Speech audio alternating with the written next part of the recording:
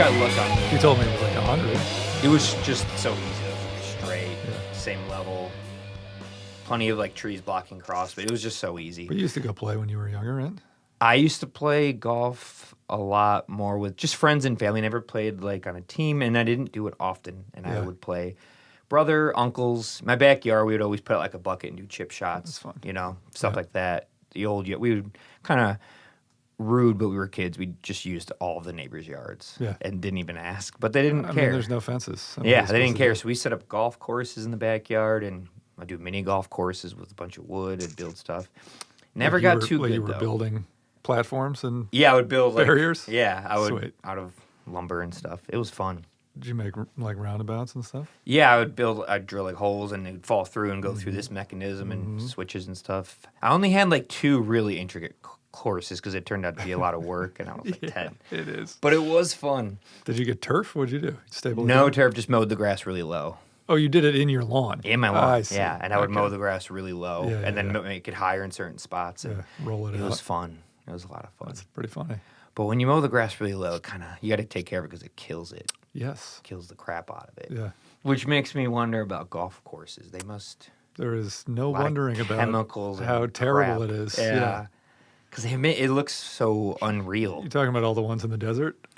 I guess those two. Those are probably even worse. Have you done the ones in the desert? No, I have not played golf in the desert. No. Looks great, though. It does look great. My brother has. He says it's pretty cool. The coolest one we played was in Breckenridge at our friend's wedding. And, Colorado? Yeah. And you're at altitude. So, and surrounded like up there, you're in the valley, and it just looks insane. Yeah. So it's actually really hard to play because you're distracted by the amazing view. Yeah. And the ball must act differently. Way farther. Right. Same with like baseball. Yeah. And car racing, when they race it, like in Mexico City, they go faster. Yep. Like all that. Whoa. Interesting. How many feet was that when you were golfing? Oh boy, I don't know. Like 7,000 or 5,000? Yeah, it's up there. Yeah, because Denver is a mile, right? And then it's like, I think double. Hard to breathe. Yeah, well, most of the people, because it was somebody's wedding, right? So we flew into Denver and then drove straight up there. So like our friends like Kevin were struggling with that. Drinking and all that's hard. And, well, the alcohol is like way lower percentage, the beers they sell. Oh, to combat that. Yeah, exactly. Okay. And then between allergies and the altitude, people were just like struggling. Yeah. The groom's mother had like an oxygen tank because she passed out at one point. You know, it was pretty bad. Oh my God. Yeah. Once you're acclimated, it's okay. But by the time you're acclimated, it's time to go home. Yeah, you almost have to get a week earlier. Yeah. And then you'll be okay. A couple days. Man, you know, it's funny. You don't really think about it or believe it until you experience it. It's hard to like understand. Like, so you go upstairs and you're more out of breath. It's like, somehow you feel not the same you did. It's like a flight of stairs, and you're like, I am winded. Yeah. So, but that's why people go up there and they train. For like Olympics and stuff. Or you go to Red Rocks when there's not a concert. Have you gone? I've never been to Red Rocks. Oh, really? I've always wanted I've never to seen a show, but we went to see it when we were there. And it's what they don't tell you is it's full of people working out, and they're just running up and down the stairs. Oh, it's like open to public while it's it's like part of the park. Okay. Right? So you just go in there and check it out. And if it's not a show, it's just people hanging out. Just running stairs. And running stairs, doing like training routines, and there's groups of people, and it's pretty funny. That's cool. Yeah. I mean, I don't know if I'd call it cool, but... I mean, it's cool to be able to have that if you live near it, and you can just go to this amazing, built into the mountain amphitheater, like one-of-a-kind type of places. I always wanted to go. I thought about going this year because Wolfpack was playing there, and I'm obsessed with them. They're a cool band. Yeah, they're awesome. And my brother lives in Boulder, and so he was like, should we get tickets? I said, yes. However, like that round trip would have cost me like $1,000 for that concert. You know, plane tickets. At least I could stay with him, but you know, you got to drive. That would have been the way to go. Just escape my family for a full week. How much were the week. Concert tickets? They were reasonable. It was like $120 or whatever. I love how that's reasonable now. It is with all the fees and all the nonsense. You know, it used to not be reasonable. For that venue, for that venue, you're like, okay, it might have actually been cheaper because they sold them direct, I think. Okay. But anyway, it was the flights were the problem. But it's a big venue. Doesn't it hold thousands of people? I actually don't know, but it's pretty big. It looks huge. Yeah. I don't know, about maybe 2,000. Okay. It's not huge. Okay. But I know you see pictures of people like climbing on the rocks and stuff, which I don't think you're supposed to do. But safety issues. Mm-hmm. We didn't even introduce you. No. Tell everyone who you are. No introduction. No, we're just talking about golf. Should I go legal name or just whatever you want? Whatever you feel comfortable telling the world. Yeah. It's up to you. It's Chip. This is Chip. That's usually it. That's what the podcast will say, Chip. Chip, yeah. If people require a last name, I have to say Smith because I don't have a other fake last name. Smith works. Chip Smith. Yeah. That sounds so fake. Chip. It sounds like someone. Oftentimes, I just go by It's Chip, it's like it introduces itself. Okay. And you're from the East Coast. Yes. Came to Chicago for college, right? College, yep. Architecture at Illinois Institute of Technology. Yep. Down the way from here. Across the highway. Undergrad and graduate school, right? Undergrad and grad school, yes, which was not intentional. How'd that happen then? Well, I did undergrad, 5-year program, right, professional degree, and then graduated in 2008, 2009. What makes it 5 years? Why is it 5 years? Well, so you could do an undergrad that's like a Bachelor of Science in Architecture, 4 years, but to be licensed, you need to get a professional degree. So from that, you would have to get a master's, or you go to a program that's 5 years, and then it's a Bachelor of Architecture rather than, something in architecture. So okay. So if that's the case, then why do the master's? Because I graduated in 2008, 2009, and there was the recession. You remember? I do. I graduated high school in 2008, and they said the same thing to me when I applied to everything. Yes. So you're just bad timing for you, bad timing for me. Yeah. So there were no jobs anywhere. No. And so then I was like, well, I will go back to grad school because they had the program at the time. As an alumni, you could have tuition for grad school, which I believe they've since stopped doing that. Of course it is, because it's probably like $60,000 or something. It's a lot, yeah. Yeah. So it is, I want to say it was 3 semesters, a year and a half. Okay. Basically, which is a good deal at half price. Yeah, if you combine that with the extra year, it's then roughly you did like 6.5 years. That's pretty much like a bachelor's and master's. So yeah, exactly. Nice. So you were done by 25, 26? Age? Yeah, something like that. I took a year off, which is highly recommended. Mm-hmm. Yeah, it is. I was 2 years off in between. Yeah, maturity level is way different. Oh, dude. After being in grad school and after like teaching and having those jobs, I'm like, especially that. Yeah, you could see it all the time. Yeah, you do. Yeah. It's the independence and responsibility that you're like. Of course. I took a year off and moved to D.C. and then I was Oh, you did? Yeah. I didn't know that. Why D.C.? So when I was in high school and maybe younger, I would go down there. My cousin lives there. And you're from Maine? Yeah, so I grew up in Buffalo. Buffalo. Moved to Maine for high school. Okay. Buffalo. I didn't know you were from Buffalo. Huge Bills fan. Man. Yeah, big time. How you feel about them the last couple of years? What's not to love? Have they been winning? Yeah, you're asking because you don't know? I kind of know. I know they're always in the mix. I don't watch enough sports. They're always in the mix of doing pretty well the last 5 years, right? Very well. With the quarterback, don't say his name, pretty boy. What's his name? If I call him a pretty Josh? boy. Josh is it. Josh Allen? Josh Allen. Look at that. I don't even watch sports. Last year's MVP. Okay, so he's good. He's big time, yeah. So, yes, they are always right there, going to the championship game, losing to the Chiefs, or basically the Chiefs. Mm-hmm. But that's over. Mm-hmm. Yeah. It's because Chief it's our time now. Can hunt bills really easily. I don't like that, but yeah. So you're from Buffalo. You go over to Maine for you said high school? High school, 8th grade. I moved up there. Job for parents or something? Yeah, my mom. So Buffalo, terrible economy at the time. No jobs, obviously. This is the story of my life. And then she was in mental health profession, and so there were lots of opportunities in Maine. Okay. And so moved up there. What part of Maine?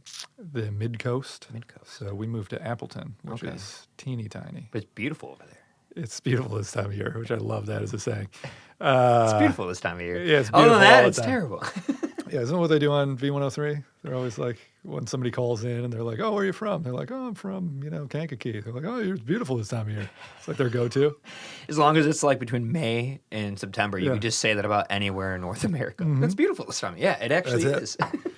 But so the school I moved to was kindergarten through 8th grade. It was 120 kids. Oh, tiny. Yeah, one class per grade. And it was an interesting experience because I was coming from Buffalo, which is much bigger. Mm-hmm. And so I was like this weird outsider kid I wasn't weird for the record, but outsider kid who, everybody there is like the teachers are like, "Oh, I had your brother. I probably taught your dad. Yeah, You know, and like, yeah. you know, I know who your cousins are. I see your mom at the grocery store. You know, very tight community. Small town, a couple Yeah. thousand people. Maybe? Basically. Yeah. Yeah. The downtown was a place you can buy live bait. And that's it. Just some worms. Yeah. So I think you can get chips there as well. You can get a chip there. Yeah. Not at the time. It wasn't my name at the time. Oh man! So is that where you met Andrew? Mm-hmm. Was it high school? High school, yeah. So I moved into the bigger town. It was like the coastal town, which it actually is beautiful this time of year. Funny connection to Chicago, though. That Olmsted did the whole park downtown in Camden, where we grew up, and there's an amphitheater and the library and everything. So very beautiful, which I appreciated at the time, and then only later, going to architecture school, discovered why. The whole history is interesting of the town there. Tell me about it. Well, it's like, the Ladies' Home Journal. It's like old, I don't know, it's not a magazine, I guess, but it's like, I guess it was a magazine from Philadelphia, like, turn of the century or whatever. They would do articles for, homemakers, I guess is what it is. But all the, like, people with money in Philadelphia would vacation up in Maine, specifically to Camden. And there was a big fire in, I want to say like the 20s, something like that. And the guy who owned that magazine was a big, connected individual in Philadelphia and Boston and then up into Maine. So he hired all of his architecture friends and contacts to rebuild the entire downtown. And funny story is his daughter, who was like 10, basically wrote all the articles in this Ladies' Home Journal for all these, homemakers who were reading it and thought it was like, some role model woman that they should be following, but it's this little girl. Oh my God, that's hilarious. But so she has she talks about Camden because she would go up there when she was a kid, and she tells stories about when, there was a fire and they rebuilt everything. But so he had the Olmsted brothers do part of it. And this, I can't remember the architect who did the library, but it's this beautiful, classical library up on top of this hill. Oh, wow. So very And picturesque. did that get you, like, pique your interest in the I was already architecture? in. You were already into architecture before that? So what got you into it? I knew since I was like 12 that, Really? yeah, that's what I wanted to do. Why were you like building, designing, drawing stuff as a Yeah.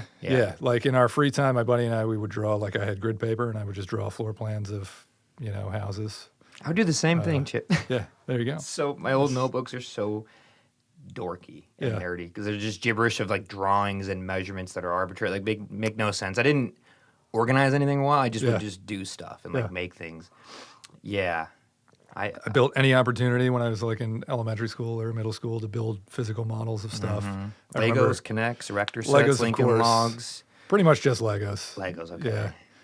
But I would build like, I remember this one I built when I was like my son's age probably, so like 8. It was this like wigwam that I made out of like, we went to the store and got coiled wood and like I made it and tied it all together and then put shingling on it and like made clay figurines to put in there. Wow. Like, So you used to like to design, build stuff. Yeah. That one's not so much design for the record, but yes, just building. Which part of you like more? that. The designing and like the pre-part, or do you like actually like physically doing it? I guess both. Both. Yeah, which is kind of like my job now is nice that I can see the full package, having more of construction stuff in our business. Yeah. And then, hobby-wise, you've been in my house, I build Your a lot house of the is stuff awesome. in there. It's so unassuming.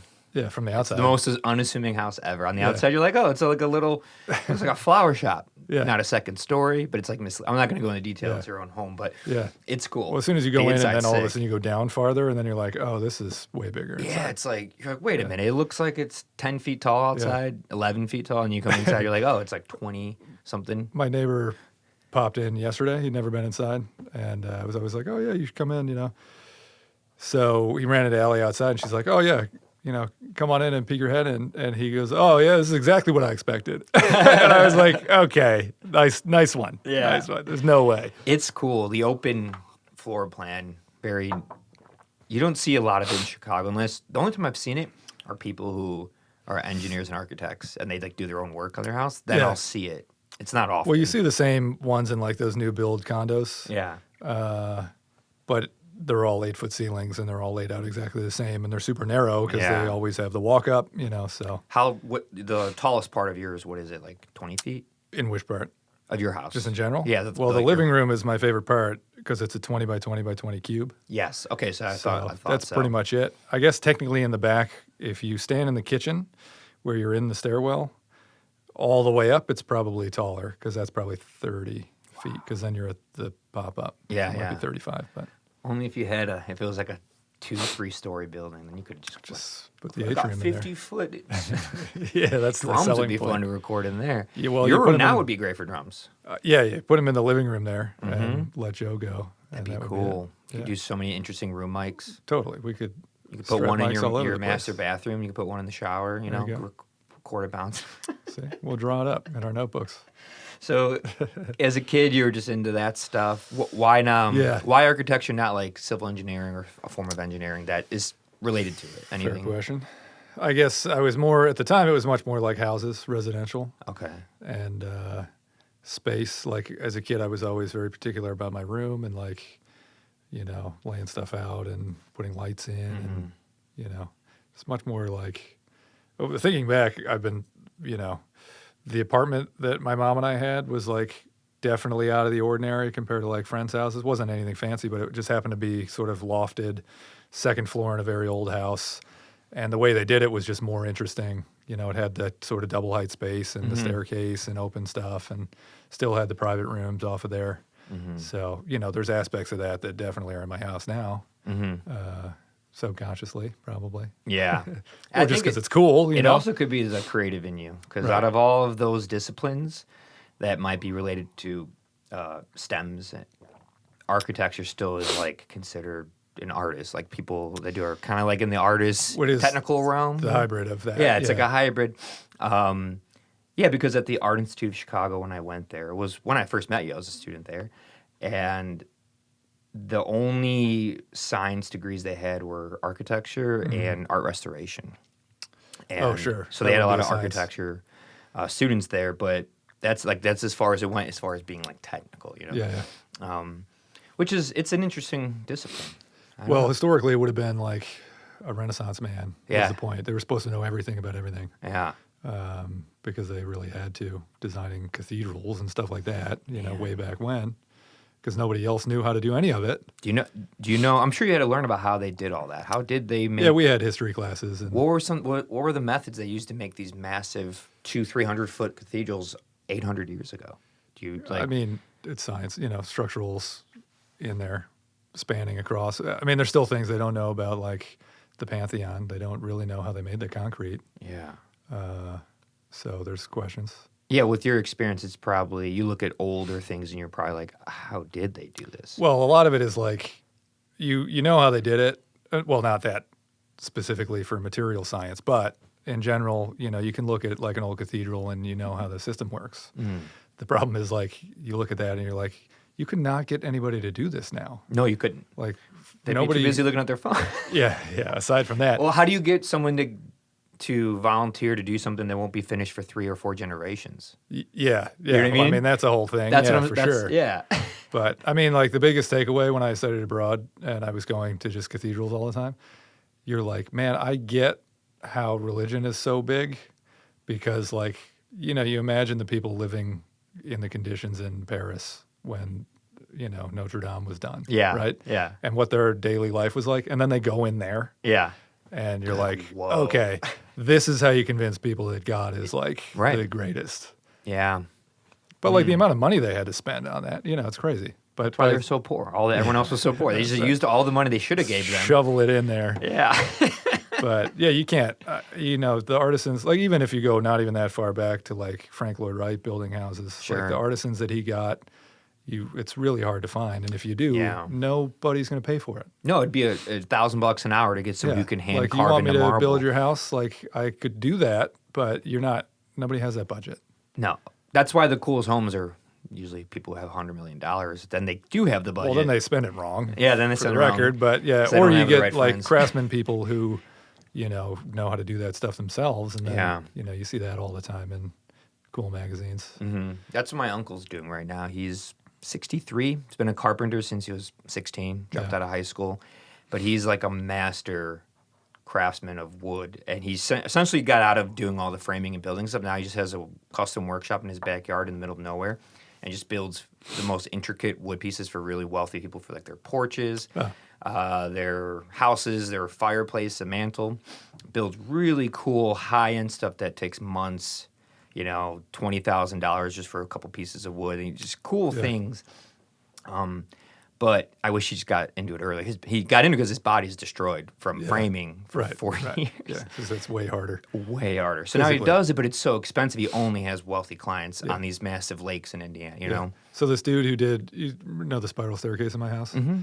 So that was all custom because it's all steel. The guy who did it, he is like a motorcycle guy. So he was like working on auto body, and then he started doing stuff like this. And so he built that spiral stair for us, which is insane and incredible deal. And then now he basically only does like super high end like cabinetry hardware and stuff like that, like forging, casting stuff. And they're like really intricate brass pieces, whatever, for these like custom jobs for crazy houses. Yeah.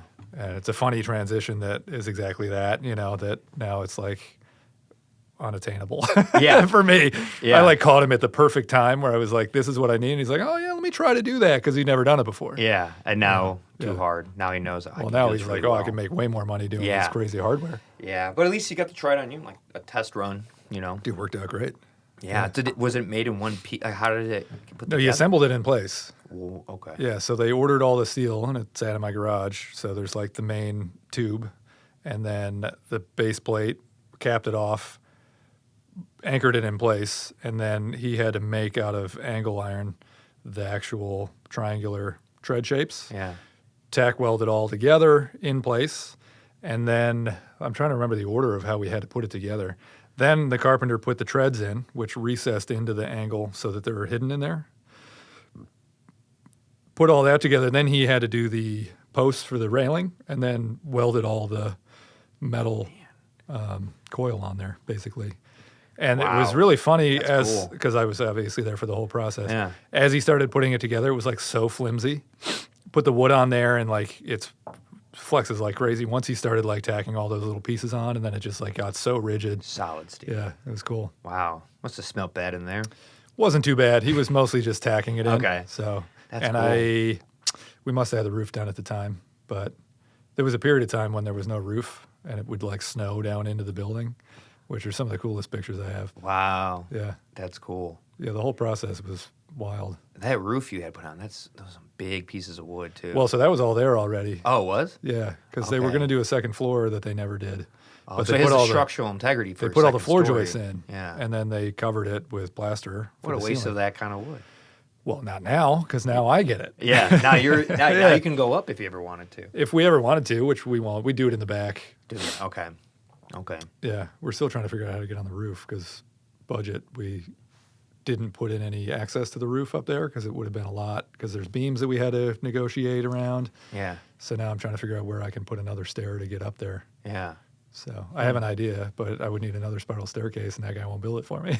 Let's just build it ourselves. Yeah, basically. Why not? I know a guy who is a welder, and he's young, so he'll do it. We've got a welder. You got to get a guy in their 20s. It's like, yeah, I'll do it. That's what I need. Yeah. I know a guy. He's like 25. All I have he's a is welder. The grumpy Polish guy. Lives in Pilsen. Let's do it. Oh, here we go. And he's a friend of mine. Great. Let's do it. All right, we'll write his name down. And then I could just be of extra hands and of help.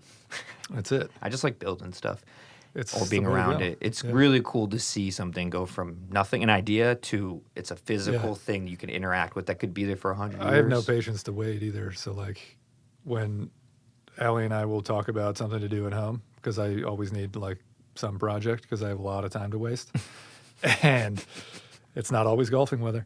I'll be like, hey, I was thinking about building this, whatever it is. Murphy bed was recently. And she was like, oh, okay, cool. What does it look like? I drew a little sketch of it. And she was like, oh, okay. The next day, I was like buying wood and putting it together because I was like, I'm not going to wait. She came home from work. She's like, oh, I didn't realize you were doing it now. You're like, I heard the word okay. You from my said wife, do it. and I went and did it. I'm going to do it. I I terraced it's the okay? whole outside. You know, I was like, anything. I'm just like, I'm going to do it now. I don't want to wait. Like, Yeah. why would I wait? Yeah. You know? Are you ever worried about modern No. computers and AI replacing architecture? No. I mean, unless they have a fleet of robots to build it, like, you know, we'll be fine Yeah. for that. You know, other friends of mine have more concerns about, you know, that imposing on their jobs. Yeah. But people use it for design all the time. I mean, we have a lot of interior design friends or tenants of ours, and they will prompt it to design objects based on other stuff, or like use it to design like a chandelier, which I guess I'm fine with. Oftentimes it's pretty weird, and they then have to tweak it so it's still somewhat of a tool, and then they send it to, you know, manufacturer to make. So like I'm okay with that, I guess. I don't know. This is a fine line. I don't use it really. I use it to make AI images for like D&D games. Okay. But for your own architecture, you like to hand draw, or do you do it on like a software? I will use CAD. CAD. I don't have to 3D render anything ever. Yeah. Because the way that we work, I have my, you know, crew of 4 dudes, and it's generally in our own buildings, although now I'm doing more third-party work. I still try to do it where if they have an interior designer, you know, they'll give me drawings, and then it's not a complete set, and then I can just work with our guys closely to be sort of the middle person for that. Okay. And I'd much rather do that where I can just give a sketch to my guys and it's easier. Okay. I don't have to spend the time doing a whole set because, you know, it's just for us. And with that, are you mostly doing the architecture and giving to them they build, or are you doing a bit of both? Are you like helping them? I'm not physically building much for that. I will source material and I will, you know, drop it off or unload stuff or whatever it is. They don't really need me to do much else. I will do like maintenance stuff for the buildings because I'll have them doing a bigger project. And then somebody's like, this lock is broken, or I need a new doorknob, or something is wrong with the lights in here. That stuff I can just go do it because it's easier. Okay. And I wanted to clarify and go back for architecture school, your degree.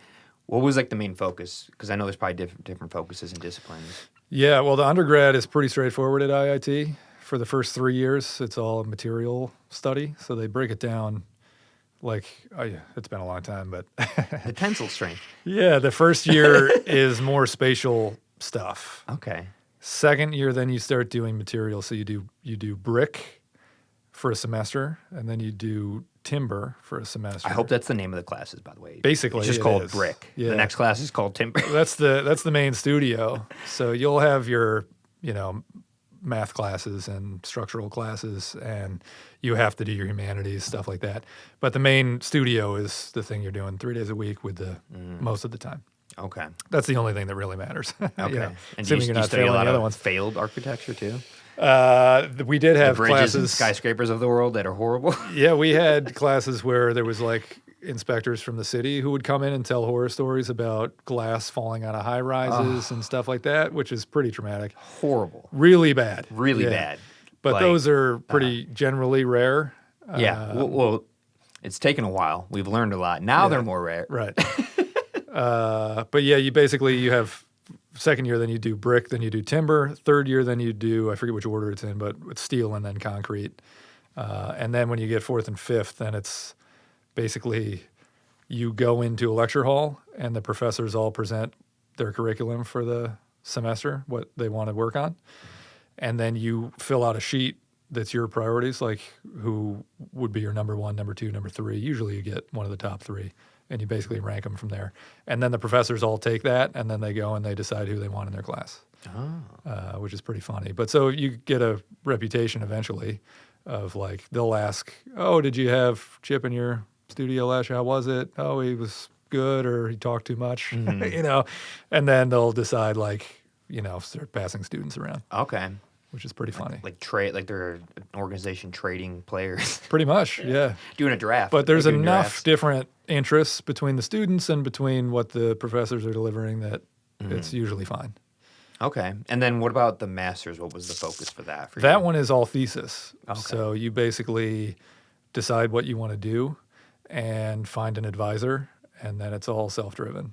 What was yours? Mine was vertical farming, urban agriculture. On a smaller scale, vertical farms, like as a theoretical thing, are generally huge skyscrapers. If you've seen images of them over time, they're like buildings of a farm going up. Yeah, big glass buildings that have lots of green Vegetation inside. and stuff, yeah.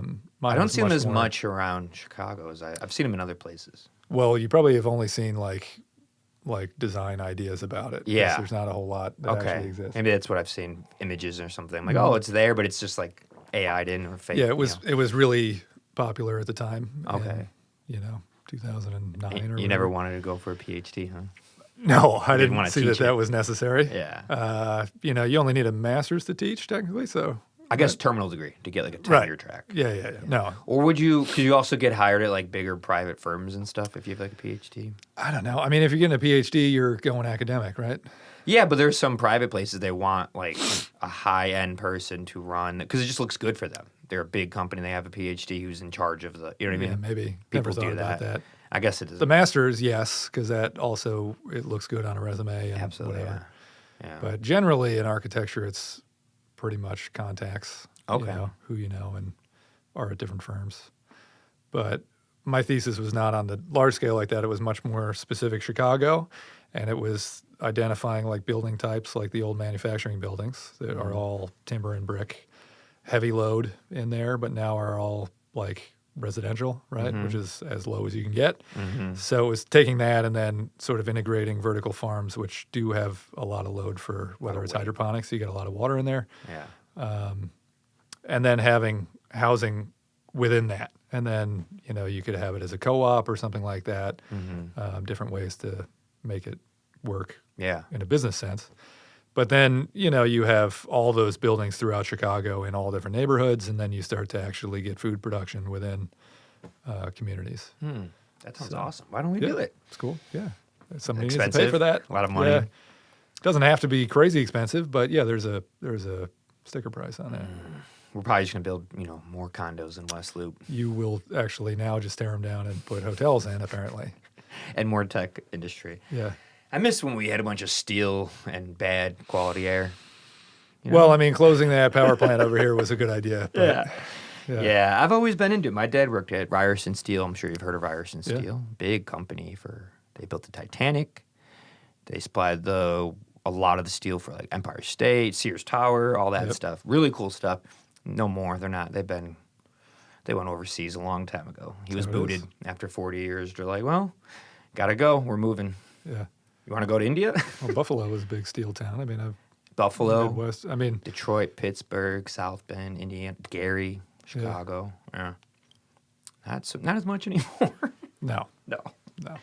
And you could see all the, like, what's left of it. You could see all these districts, all these warehouses, and Sun Steel and Ryerson Steel and all these places. Yeah, inland steel. I mean, you see it all Inland steel, over down here.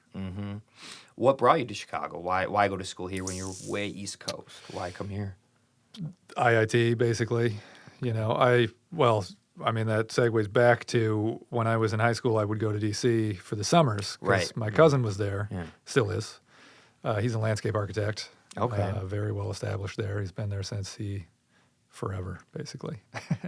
But he was always like a father figure for me because age-wise, we're pretty far apart because my mom was the youngest. His was the oldest. Oh, okay. They were half siblings. So like my mom was born when his mom was in college. So they're very Way far older. apart. He is the firstborn of Aunt Barbara, and then I was the last. Oh, so you could be his we're son. as far You apart could as be like possible. his son, right? Easily could be his son. Yeah. 100%. So I would go stay with him for the summers, and I would intern in his office in his landscape architecture cool. firm. And then when I graduated high school, I did look at colleges. I almost went to Pratt, but it was just crazy expensive. And there were other options, and I just decided, well, I'll just take a year off, go to D.C., get an internship at one of his friends' architecture firms, and then wait tables at night, basically, because you're 20 and you do not need to sleep. No. And, No. yeah, so did that for a year. And through that, talking to the architects in that firm, they made suggestions of different schools to look at. IIT was on that list. And then the history of IIT is obviously awesome. And, I like that style Bauhaus sort of background, and I just came here. And then did you already know about the really in-depth history of architecture in Chicago with all of our buildings and stuff? Not as much because 20. Right, and you're not from here. So, not from here. I never even saw IIT before I came here. I did come to Chicago before? I came to Chicago once with a buddy of mine who was looking at film schools, and so we went toured the Art Institute in Columbia, and his cousin, I don't think he lives here anymore, but he lived up in. It's funny to like now being more familiar with Chicago, realize where we were at the time. As we were in high school when we came and toured, but he lived in Logan Square. Oh, okay. In like 2002 or whatever. Very different back then. Yeah, totally. Everything was very different back then. Yeah, I worked at the California Pizza Kitchen in like Water Tower Place. I hate that place. Yeah, of course, It's it's terrible. terrible. Yeah, no offense. No offense. I want offense. All right, yeah, that's good. Yeah. But so I had been here for that, and we hung out for probably a long weekend or whatever it was. Okay. And it's all gibberish when you're that young. You don't know where you are. You don't know the orientation of any of this stuff. Like, his cousin went to Beloit, right? Isn't that the school that's up north? Beloit. Probably. Right. It sounds familiar. Yeah, whatever. Bigger school. So we Okay. went and checked that out, and whatever. I had been here. It was cool. I knew I wanted to be in a city, so it's an easy. Not New York though, huh? I always thought New York was too big for me. It's big. I was in D.C., which is really small, but cool, obviously, for a lot of reasons if you're not in politics. And Great food. A lot of good Southern food. yeah, great food, cool beer scene, which is where I was working at the time. Obviously, the museums and everything. Museums are amazing. Architecture is very specific, but wanted to be bigger than that. So, like, not Philadelphia. I didn't necessarily want to go to California. This is probably too far from family. So Chicago made sense. Chicago, a great architecture city. Luckily, the first day I was here, the weather was nice. And it was like fall, August? so there were like trees that had leaves on them. Cruising down State Street over here is really pretty in the fall. 1 mile to the lake. Yeah, right. Did you live around this area when you? Well, we lived on campus Okay. until third year. You're allowed to move off Okay. and still be. Where do they have their dorms around there? They're right at State and 33rd. Oh, basically. okay. Yeah. Yeah. Okay. And then we moved off campus over to Prairie Shores. Okay. Yeah. Did you have a lot of fun roaming around in college, even in that area, looking at the old architecture of those homes from like the 1880s? Totally, especially when we went Yeah. over to Prairie Shores, we'd be going back and forth. And Those homes are amazing. It's depressing to see the massive chunks of the South. Totally, aside. as you go down MLK, and you see those mansions, some of them are still in great shape. And the There's others some that are blown up. amazing, and it looks like there was like a fire, and they just let it go. Right. Or the roof caved in, and they just let Tons it go. of those, yeah. And I drive down it all the time to go to Hyde Park. Yeah. All the time, down from 33rd to like 55th Street, and you see it, MLK, Prairie, Indiana, Michigan State. Yeah. Like, man, it's such a beautiful area that it's just sad. Yeah. Yeah. Chicago's got so many cool buildings. There are. I mean, The there's still a lot. skyscrapers are awesome too. Yeah. I mean, the downtown is great. Yeah. But yeah, Chicago's great because the neighborhoods are individual. Very unique. And then there's lots of places you go that you still have a lot of that cool building stock. Different pockets. Like, our company now is basically in Westtown between Ashland and Western is where they own all their property. And creeping farther west, just as like the West Loop pushes over. But there's those little pockets where there's still really cool buildings that, now Grand is like they're tearing a lot of them down to put up all those condos. Great. But yeah, exactly. But there's still limits on some of that. Yeah. I can't do condos. I don't like condo complexes. I mean, You don't know anybody. All you hear is noises everywhere. You don't know who it's from. You can't talk to anyone. You don't have any. It's just. yeah. It's like the problem I always end up with is like either friends buy them or, my wife's coworkers or people that we know end up in these places and they have all these problems because they're built so poorly. Oh, they're real horrible. And so then they, I'll chat with them at a holiday party or something, and then they need help, and we'll go look, and I'll be like, this is just so bad. Like, there's no insulation anywhere. Everything is, the windows are as cheap as you can get them, so. That's what happens when you try to build 1,000 units in one size fits all type of thing, and you rinse and repeat the same patterns. Yeah, the layouts are the same. Super cheap. Maybe they have 2 different layouts that they do. And the thing is, they're expensive, and I'm wondering, people who get those places have a lot of money, make good money. That's what you choose to do? Like the crappiest quality version of something? Yeah. Well, I realize more and more as I get older that like a lot of people don't care. They don't. And don't think about it. And they don't have any idea about it whatsoever. And this is why people aren't building Notre Dames anymore. It's the same through line. People just don't care about putting time and effort into something. Yeah. Well, I think historically those people wouldn't have had any money to spend on anything. But it's funny, now that we have the money, it's the same type of problem. You can have a lot of money and still not care about something. Yeah. It's weird. Yeah. So I don't understand because I'm always like, I mean, your immediate environment is everything. So like, you know, our house is the way it is because I think it's important to surround yourself with things like that. It sets the tone for your whole existence. It doesn't have to be like, you know, fancy and expensive. No. It should just be something that, you know, brings joy and works and isn't overpriced and broken. Right. Yeah. Right. Plus, you have to have a lot of vertical space in order to, you know, foster creativity. Yeah, like this basement. This basement is the best. This is why we lie on the floor when we play. At least it's wide. It is wide, yeah. At least it's finished. Yeah. You know, it could be crawling with stuff. I mean, the ceiling you had in the previous place. My favorite. Yeah. Carpet on the ceiling. Cool. Lots of carpet. This is better, and, you know, it's fine. It looks more official, but I do miss having carpets and nails hanging out from all the ceiling everywhere. I don't, because I was right here. Your head was always next to like screws hanging out and a beam. Well, I would have to make sure I positioned myself on a spot where there was a particularly high. We just had you sit a lot when you recorded. I did. You sat I do like to sit and play, though. It's easier to hit the notes. Yeah. I have to concentrate. And you play a lot of notes. A lot of notes. You play a lot of guitar. When did you get into music? We've been talking a lot about architecture. When did you get into music? Let's see. That's how I know you. Yeah.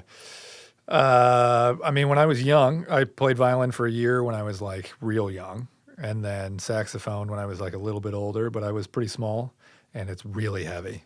So I gave that up because it was physically prohibitive. Yeah. But I started taking it more seriously when I was like, I guess, just before high school, you know, teenage years. My brother is and always will be better than me. I'm cool with that now as an adult.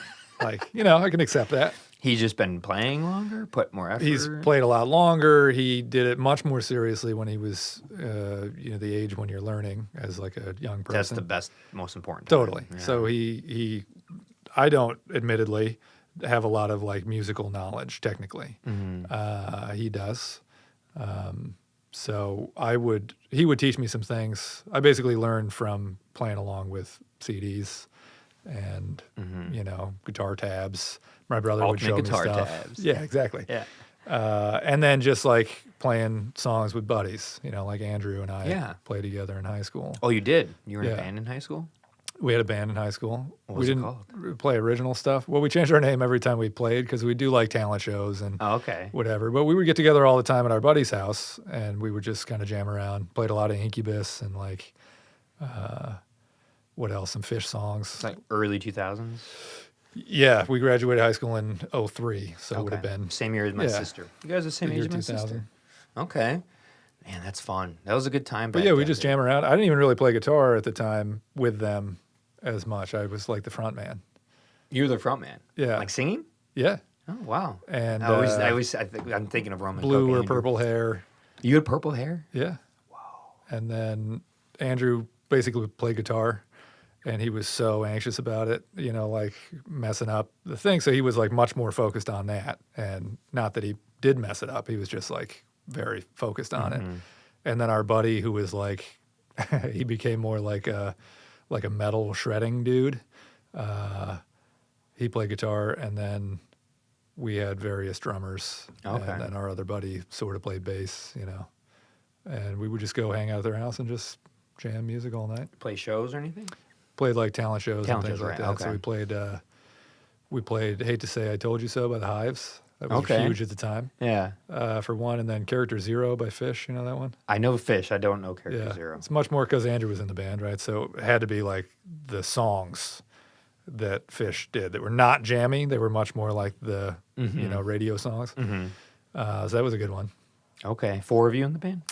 I guess it would have ended up being 5. 5. Me, 2 guitars, bass, and drums. Yeah. Okay.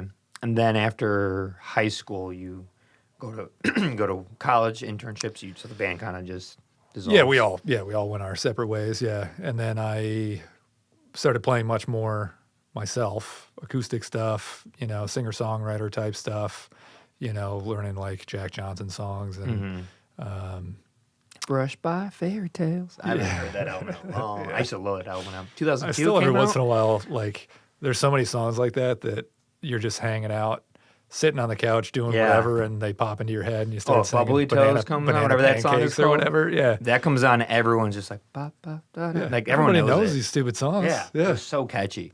They were so huge. Catchy. They were huge songs. The surfer I guy. mean, like obviously Dave Matthews songs and stuff like that. So yeah, doing a lot of that. And then in college, a buddy of mine and I would play, variety shows and stuff, doing basically Dave Matthews and Tim Reynolds songs. Okay. I was Dave, he was Tim. Around Chicago? Just basically on campus and Okay. in the dorms or at parties or whatever, Not too many venues around here, especially back then. Yeah, and we were like in college, not going out. Like we weren't doing that as like a right. trying to be You weren't in the guitar guys. DIY music scene No, yet. we were not writing songs, Okay. And when did Andrew come to Chicago? Andrew's, for those listening, is a friend of yours you were in a band together for a while. When did Romancoke, how did you get put together? So we like fell out of touch, Andrew, right? Yeah. Easy to do. No, We love you, Andrew. Yeah, he went to love him now. He went to college, Burlington, and then I was all over, just didn't keep in touch. And then he ended up in Denver.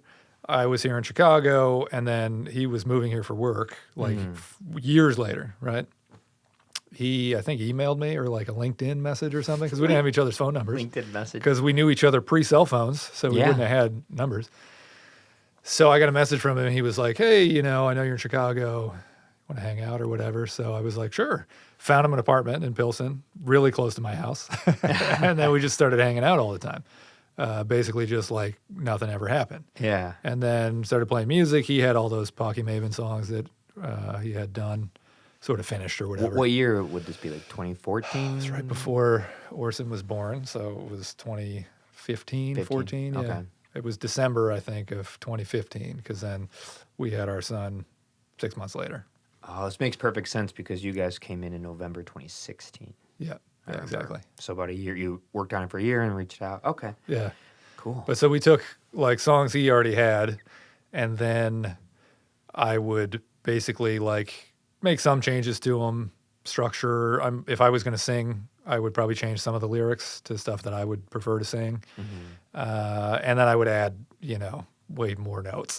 Yeah. No, I would do like, you like to add a lot of notes. because he didn't have like lead guitar stuff in there. It Yeah. was like him playing acoustic guitar, and then he had like a, H-Rec recorder or whatever. So he would put in other stuff, but he would have little licks, but not necessarily like lead stuff. So You're a riff master. I would add that stuff. You Yeah. have licks like nobody has That's licks. it. Very distinctive, probably too. to my detriment. No, I think they're good because they stick out. Just like a catchy word, phrase, or melody of a singer. Yeah. That's what your guitars, you have a lot of that. Which is interesting because you that's usually what I'm don't trying get to do, so much yeah. of that with so much singing. Right. Both, Yeah, and I would definitely like, his singing style is particular, and he does have a lot of space in Yeah. different areas. So then I would then pepper in a little, sometimes maybe it's a call and response style melody, or it's just more notey rhythms, Because a lot of it is really just rhythm guitar, right? It just happens to maybe have a little bit more variance in there. Yeah. A lot of variance. A little bit. Yeah. Jack-o'-lantern, that's like an endless That's riff. that's a good one, yeah. It's an endless riff. That's my favorite I one. like Heed the Day. The guitar part on there is pretty sweet. And We're Okay. Yeah. That's a good one, too. But so I would, before he came back to Chicago, I was basically like, going to DC, playing acoustic guitar, learning songs and much more singer-songwriter stuff. I would write like a little bit of things.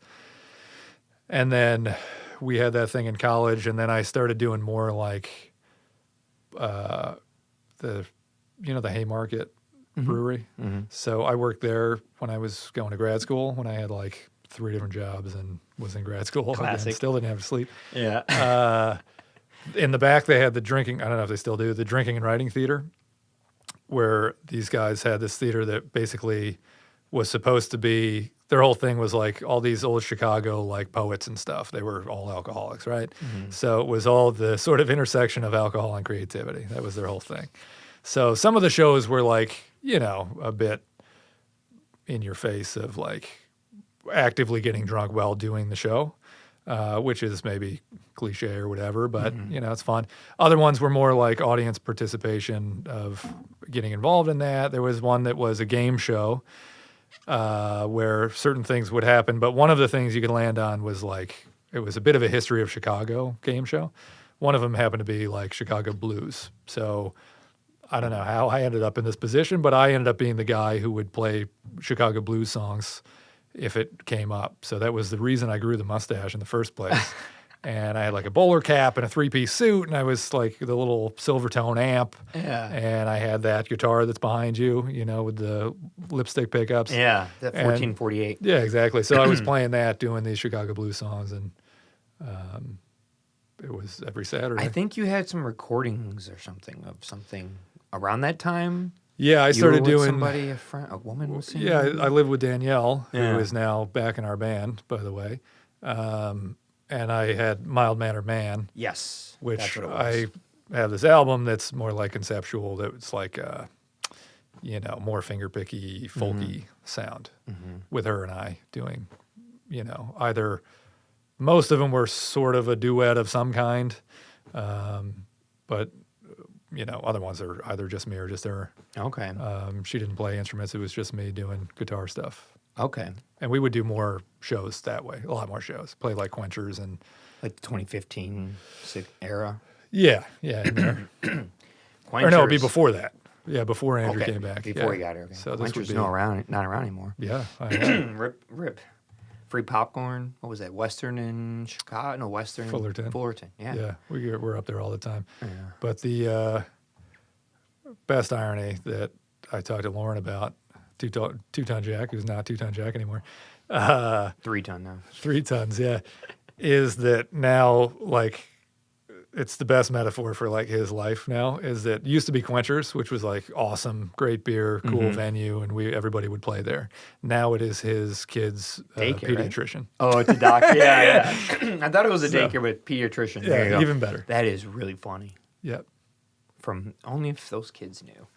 The mayhem that went on. Yeah. Oh, that's funny. So you've been mostly in the music scene on and off since like 2013? Pretty much, yeah. Maybe 2010, somewhere in there. Okay, so a while. Yeah. Played a lot of venues, a lot of shows. We did with that, yeah. That's cool. Which was great. That was when I was mostly writing stuff. That's why I got done. More seriously. That's why I got done. That's why I got done, yeah. What's been one of your like best shows, favorite shows, memorable shows? Daisy Fest? Oh, yeah? No. Oh, I think we're on this one right here. Somewhere in there. Where are we at? You did too, right? Oh, yeah. Both of these, I think. I see back to back, maybe over there. Romancoke's on here, right here. There you go. Right there's Baby Money. I was talking about her. And Baby Money, yeah. Look at that. And 2-ton Jack, right there. 2-ton Jack will be on there, yeah. The chances you're both underneath each other. And you didn't move these around, did you? No. That's cool. Nice. Favorite shows? I guess we played the Bottom Lounge. That was cool. Nice. And that was a good one because we lived in the West Loop forever. And so we went and saw like really cool shows at the Bottom Lounge of like bands that we were really into at the time that were not super big yet and had a lot of fun going to shows there, like the XX and stuff. Yeah, I've been there a lot. Yeah, there used to be a lot. We used to go there all the time. I feel like there's more shows there. Yeah. Maybe I just don't know about them anymore. But I used to go see bands. They transitioned into more like not DIY or underground, but like just bands that I wouldn't be paying attention to now. Like it used to be the caliber was not that they're any better than they are now, but it was like more mainstream stuff. Yeah. And I now saw it's a little Cursive less. there. Swerve Driver. A lot of cool bands. But that was a really cool show. And there were tons of people there. And, When was that? I don't remember. Years back. My memory is awful now. Yeah. We also played like the Chop Shop was cool just because that venue was sweet. Yeah.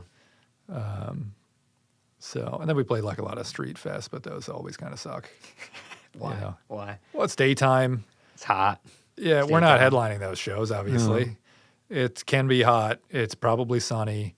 Humid. I don't mind that it's generally a lot of kids because like that's our number one audience fan base. Like my kids still, when we get in the car, which they constantly want me to play Romancoke songs in the car. Oh, that's cool. But the funniest part is that they call it Josh and Dottie.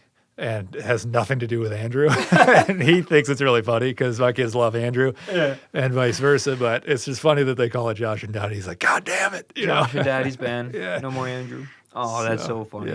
Yeah, so your kids have been growing up with you as a musician and in bands since they can. Totally. remember. We have the music room at home. Your music room's awesome. It's great. I mean, totally Super spoiled cool. with that. And that piano is like probably haunted, but it's awesome. But so there's always been instruments around and like, they're young. But Are they picking anything up like that? She is a performer. And constantly it's a problem because like at dinner, we're like, oh, let's sit and have dinner. And she's like over here. She's like, now here's the show, she's like got a whole thing and she's off stage, on stage and like, don't look, I'm setting this up, so she's much more like in your face, but he still wants to like be up there. And he's like the guitar guy who's like quiet on the side. Classic. Yeah, classic. After your 10th show, you'll start looking at the crowd and making eye contact. I was like that too, but I was probably 10 years. I was 19. How old is he? He is going to be 9 in a couple weeks. So I was 10 years older. So I had no excuse. He has an excuse. Almost. It's nerve wracking the first time you play in front of a dude. It's people. Nerve wracking. It's horrible. I have terrible stage fright. It's not as bad as your first couple times though, right? Where you No, knew it's you were going to be better like then. messing. Really? Maybe because you're just more fearless because you didn't know better. I get more nervous about playing guitar on stage than being on stage. So like that's part of the reason in high school I was like the front man because I could just be a character and like I'm obsessed with Justin Hawkins from The Darkness. Like that's my guy of like not necessarily like role model because of his history, but is it a band? I'm not too familiar. Oh, The Darkness? Yeah. Oh, The Darkness. I Believe in a Thing Called Love was their huge yes, song. Yes. They're still, they're awesome. Okay. And still relevant, whether you know it or not. I didn't know. The Darkness. He's got a great podcast, which is just really entertaining because he's like a dude that you can just listen to him talk and he's so charismatic and British and like cool and not on drugs anymore and like knowledgeable about music, crazy guitar player, and he could just talk and you're just like eating it up for me anyway. I think that goes for a lot of people. But when I was just the front man, I'm much more comfortable with that because I'm not as worried about messing up the lyrics of the song if that's all I have to do because you can sell it in 1,000 ways. Sure. But if you hit a bad note that is so obvious it's really hard to come back from, then I'm like reeling to like tread water to get back where you want to be. Right? Yeah. So I'm much more nervous about like, and I play a lot of notes, right? So I got a lot of opportunities to mess that up. Yeah. Well, at least you're not a drummer. They have the worst. Yeah. Because if you said it right, singer has the most flexibility with messing up because they could always be like, oh, this is just how I sing live. Nobody knows the I'm words performing. anyway. Yeah. Guitar, you have get the chorus right. more because people are not that great with pitch and tuning like you might be. So they might not notice it. They might not. But drums, people are very good about patterns. About like it's offbeat because people can tap and clap to a beat. And they probably so are. So if the drummer botches it Yeah. and it's off and they like mess up and drop a stick, it is everyone Drop a stick is tough, but everyone knows it happened. Even people who are not musical or trained, they're like, something's off here. Yeah. So drummers, I think, have it the worst. It's tough, yeah. They're the loudest and have the most force, and then because they're not playing something with pitch, they're just timing. You can just tell when something's off. Easy to feel, yeah. Whereas pitch, you could be like, some people don't know when something's out of key. They just don't have that training. So it could be slightly flat or sharp, and they're like, whatever. Well, whatever. I do have the bailout that I'll just go, just start doing chromatic scales instead, and then do it 3 times so they know I did it on purpose. And usually people are like, oh, that's weird. Oh, that's cool now. Yeah. And then you go right back into it. Yeah. And so you've got that, just bail out. Or just turn on a bunch of effects find the root note of the song and just hit that real quick and let that sustain. So everyone's like, oh, he's making cool sounds. Delay on there, and then you can get right back into it. That's it. I do that a lot. Yeah. I mean, it makes some sounds. Your music is a little different than mine. It's true. I can get away with being a little bit noisier. But yeah, getting a guitar out and getting on stage, I'm still like so nervous ahead of time. Like I throw up every time. Really? Yeah. You throw up every time? Every time I'll throw up ahead of time. Whoa. Yeah.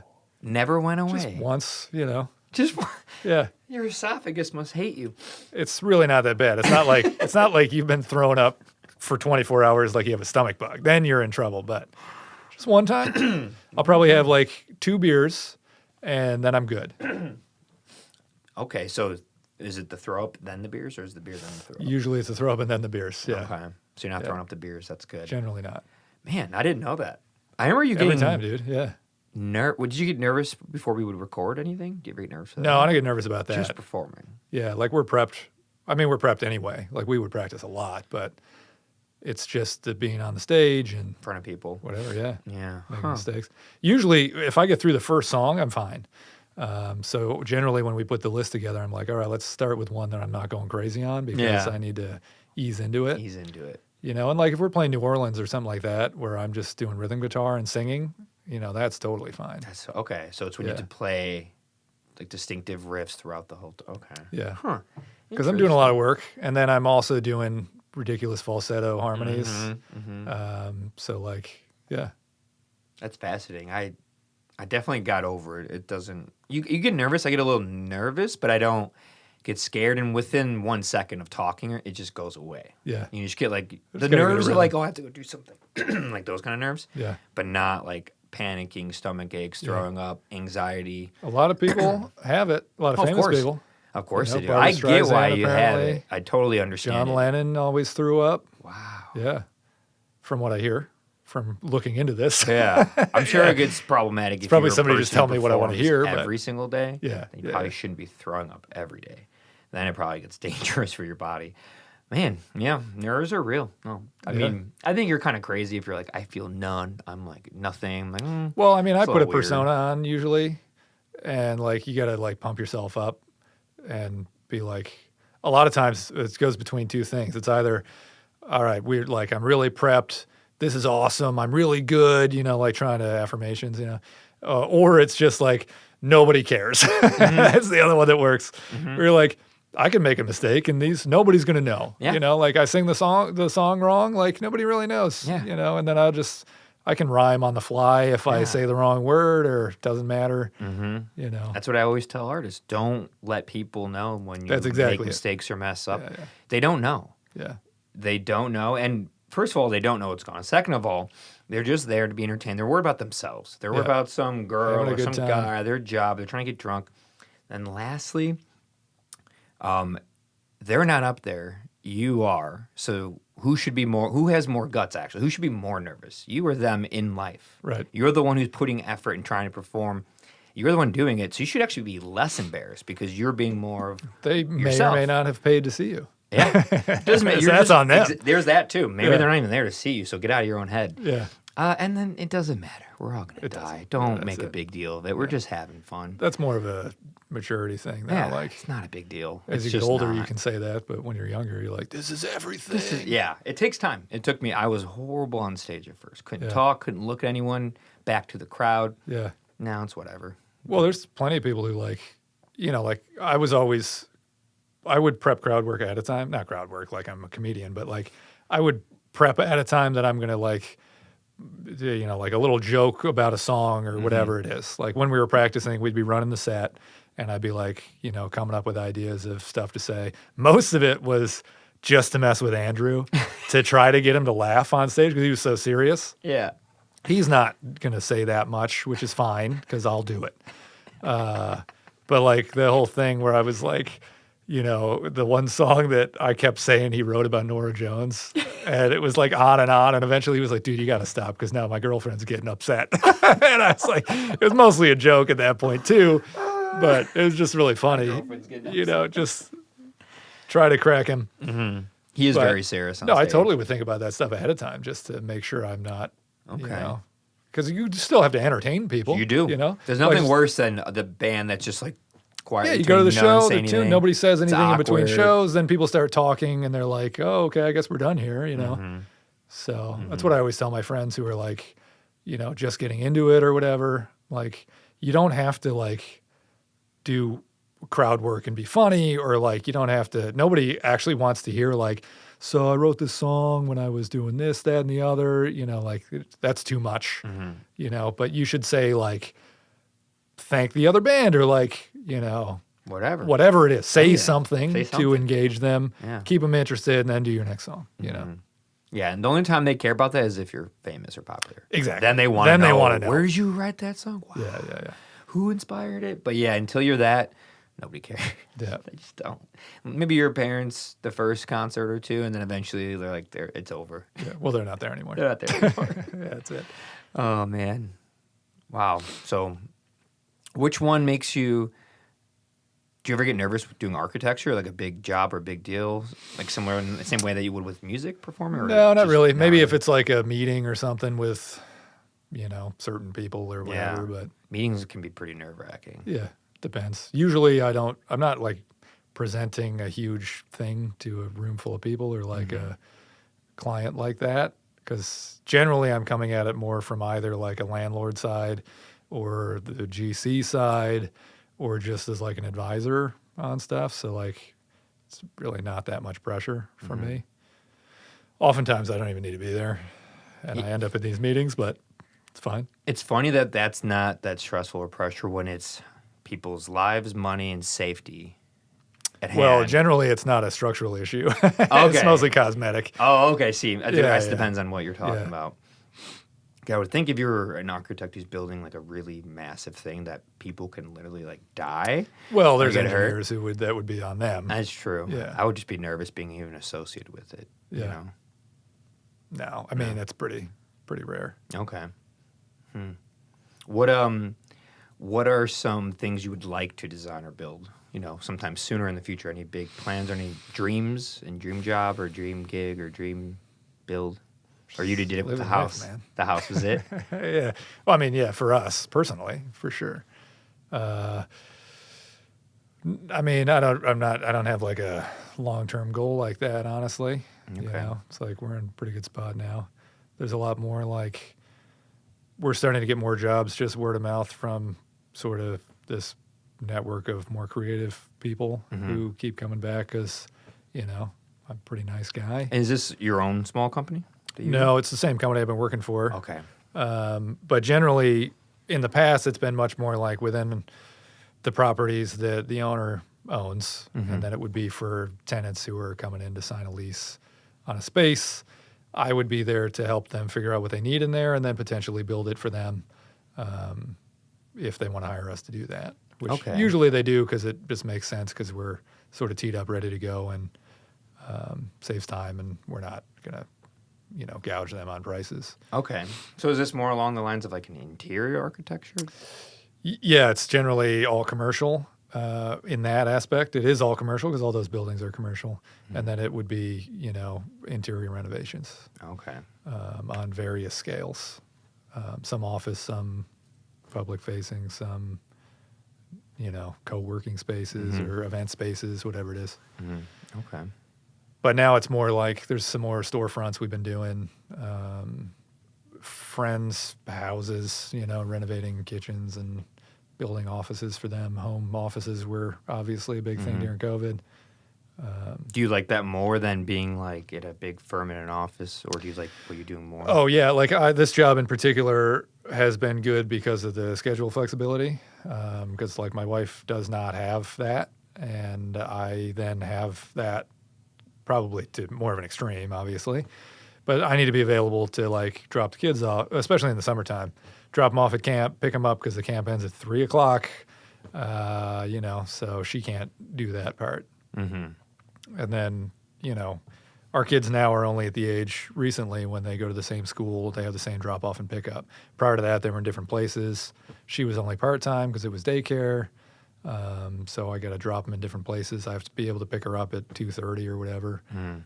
So if I was working at a big firm, then I'm throwing money at somebody else to do it, or I have to do aftercare if they're too young. It becomes complicated. I've heard that that architecture, especially at firms, they have like really intense hours. Like it's really long. It all depends on the company. Okay. Yeah. Okay. Like I interviewed at a job, last year that was much more that. It was that they have clients that are like, fast food places, coffee shops, more like, not Starbucks, but like Starbucks or yoga studios or cycle places that they come in, they have their interior design book already, and then you're fitting that into a space and they are churning those out. And, the hours are more than 40 and you're on salary and you're expected to be there. And no thanks. That sounds horrible. Yeah. That's not what I want to do. Fine. If that's your job, then whatever. But, I have a friend who's an interior designer. And in Chicago, went to school in Chicago, small architecture school. You probably would know the name of it. I can't think if it's a small one in Chicago. But she talks about how insane it is, like the hours and the work. Totally. Just and it fluctuates if you have a deadline. Yeah. You're going to have to do that. And we might have to do that every once in a while where the guys have to work 10-hour days for a few days, which is not what she's talking about. But, we need to get something done, we will. But we don't have that kind of demand. Yeah. Which is great. Which is also why I'm like, we're in a good spot right now. Things are growing, and I take credit for, the people word of mouth recommending me to their friends, which I think is, my fault, not a fault, but, that feels good. So just getting work from word of mouth. Yeah. Because they're like, oh, these guys were good. They were fast, got the job done. They're easy to work with, and probably more casual than maybe I should be with some people. You're a pretty casual person. Yeah. Like, it's again, as you get older, I'm like, guys, it's just not that serious. Like, I know that this is a big deal for you, and I respect that we need to, like, take it seriously to a point, but, like, it's not the end of the world. Like, everything's fine. Yes, it's going to be an extra day. Yeah. We're not at the point where it's a serious issue, This is what happened when you hit 40, right? You're about 40, right? Yeah. Well, I'm 40 now, yeah. 40 now. Look at that. Happy 40. Thank you. That was recently. As of March, yeah. Yeah. I don't know why I know that. Well, it's because you said you graduated in 2003, so. It's probably because I invited you to my birthday. You didn't show Did up. you? Where was I? I don't know. We were at Mars. We were just Happy down the belated street. birthday. Thank you. What's your 40s been like? What's it feel like? It's been fine. It's the same. Yeah. I mean, all my friends are older than me, so it's doesn't feel that different. You're the baby.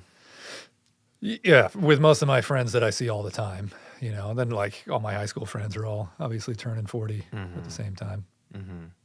And they're all back in Buffalo? Oh, you said Maine, right? Yeah, they're all over. Andrew moved back to Maine, obviously, and then the other ones are in Maine or Boston or East Coast mostly. Do you ever want to like design an architect or a skyscraper or anything like that? Not interested in that stuff? No, not really. I mean, that exercise doesn't really do it for me. No. I mean, a lot of it is, there are some that are like,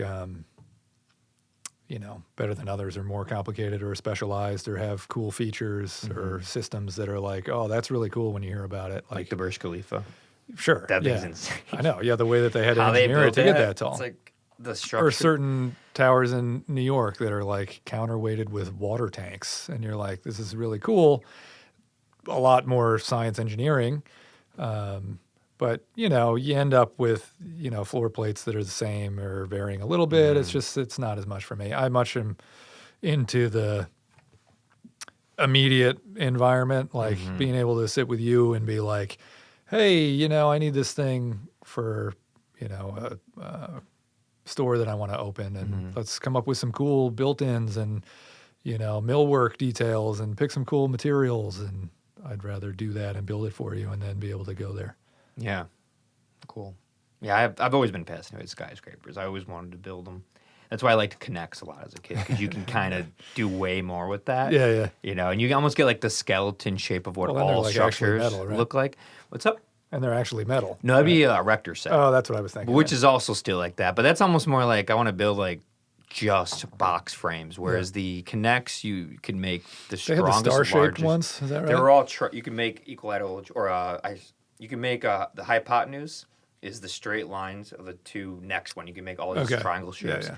Massive, super strong structures. I made chairs and tables that were so strong, and there you go. You can make really big things with them because they get longer. So I like those a lot. I liked Legos a lot more, but you couldn't go as big, and it took longer to build. If you want to build something this big, it took forever with Legos, whereas Connect, it's like a minute. Pieces, Yeah, so it was more fun with that stuff, and I was always into it, but wasn't good enough at like calculus and stuff. I just wasn't. And advanced trig and all that. I just was not good enough at that stuff. I was always a math person growing up. And then in college, like they ended up changing the program at IIT. So it was more like they had a math for architects thing. And then it was in a different department. You didn't have to do the calculus to the higher levels, which was right after me. They actually gave us an option, I think, halfway through to switch. And I was like, well, I'm already doing this, so I'll stay. Plus, I like it. Calculus? Yeah. So. Not good at it. Never. And I don't ever use it now. Yeah. But. Yeah, how often are you using that kind of math in your job? Never. I mean, I'm doing like fractions and stuff like that. That's stuff that.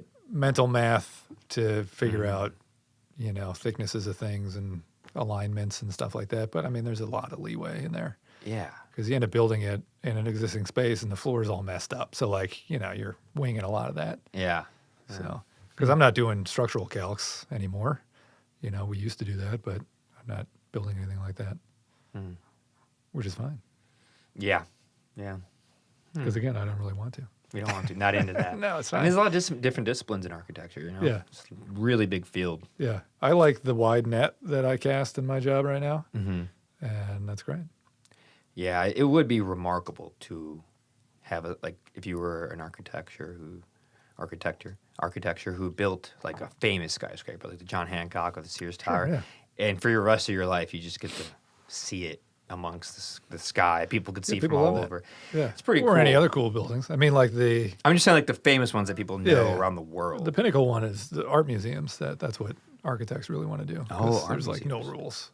Really? That's why they all look insane. They do look insane. Yeah, like the Calatrava in Milwaukee. Like that one's cool. Totally. Up at the lake. Yeah. So. Yeah, I know that the Art Institute of Chicago is building another new wing or remodeling it. No, I haven't heard. And I'm like, what? This one's amazing already. Sounds like a waste of money. Well, they're going to build more now to fix that one. I thought they were going to redo it or something. I have no idea. I'm so out of touch with that stuff. I just saw it. I was like, oh, please, whatever. Another waste of money. But maybe not. They have enough money. They don't need it. They don't need to worry about that. What else do we want to talk about, money. Chip? Music, architecture, golf. Good. When did you get into golf? I played a little as a kid when, like with my dad and my brother. Not that much though. And then I started playing more seriously after college when my buddy Kevin and we both had schedules that were all over the place. Because I was doing my thesis. I was working at the Haymarket. I was working for La Colombe, and I was working for Lavazza. All at the same time. Shops, huh? Yeah. And he was working, I think at the time. Oh, he was working managing for the Ritz-Carlton. The Four Seasons operates the Ritz-Carlton here. I don't know if you know that.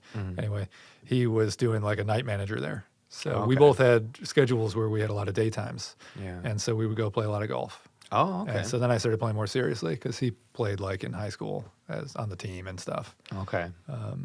Did you ever end up going to Cog Hill down in I have not been there. Lamont? Yeah.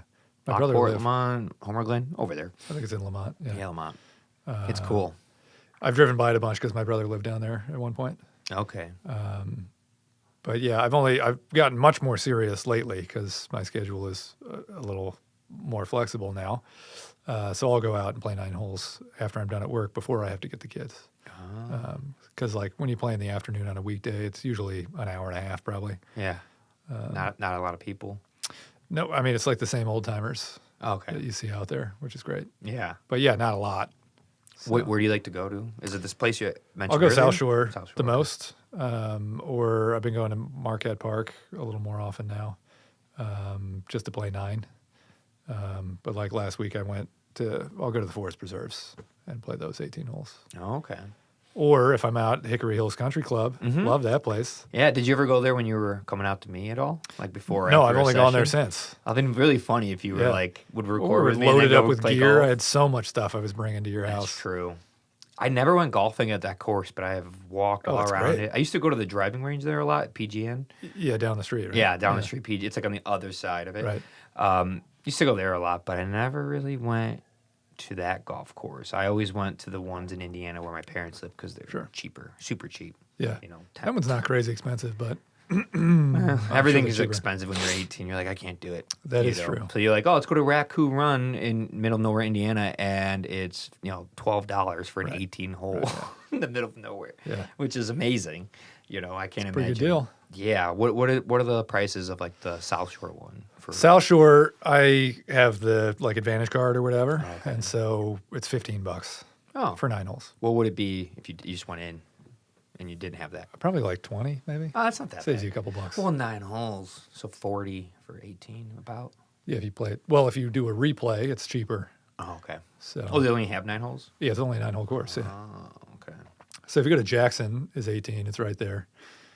I want to say if you're walking, it's $32. It's not bad. For the 18. But who walks anymore? I usually do. Save money.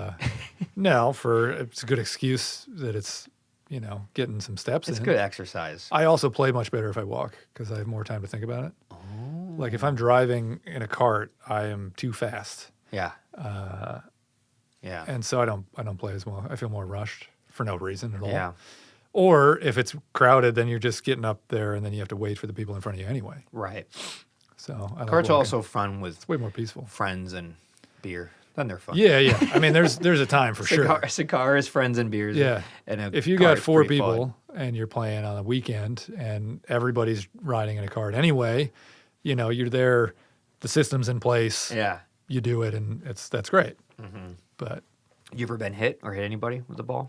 I have not been or hit anybody. I did hit somebody's bag the other day because the tee box on 5 over there is like just right of the green, and so I sliced it over there around the corner. I yelled, but there is a building that you didn't hear me, and I think it bounced and hit his bag. But it was fine. I apologized, and that was it.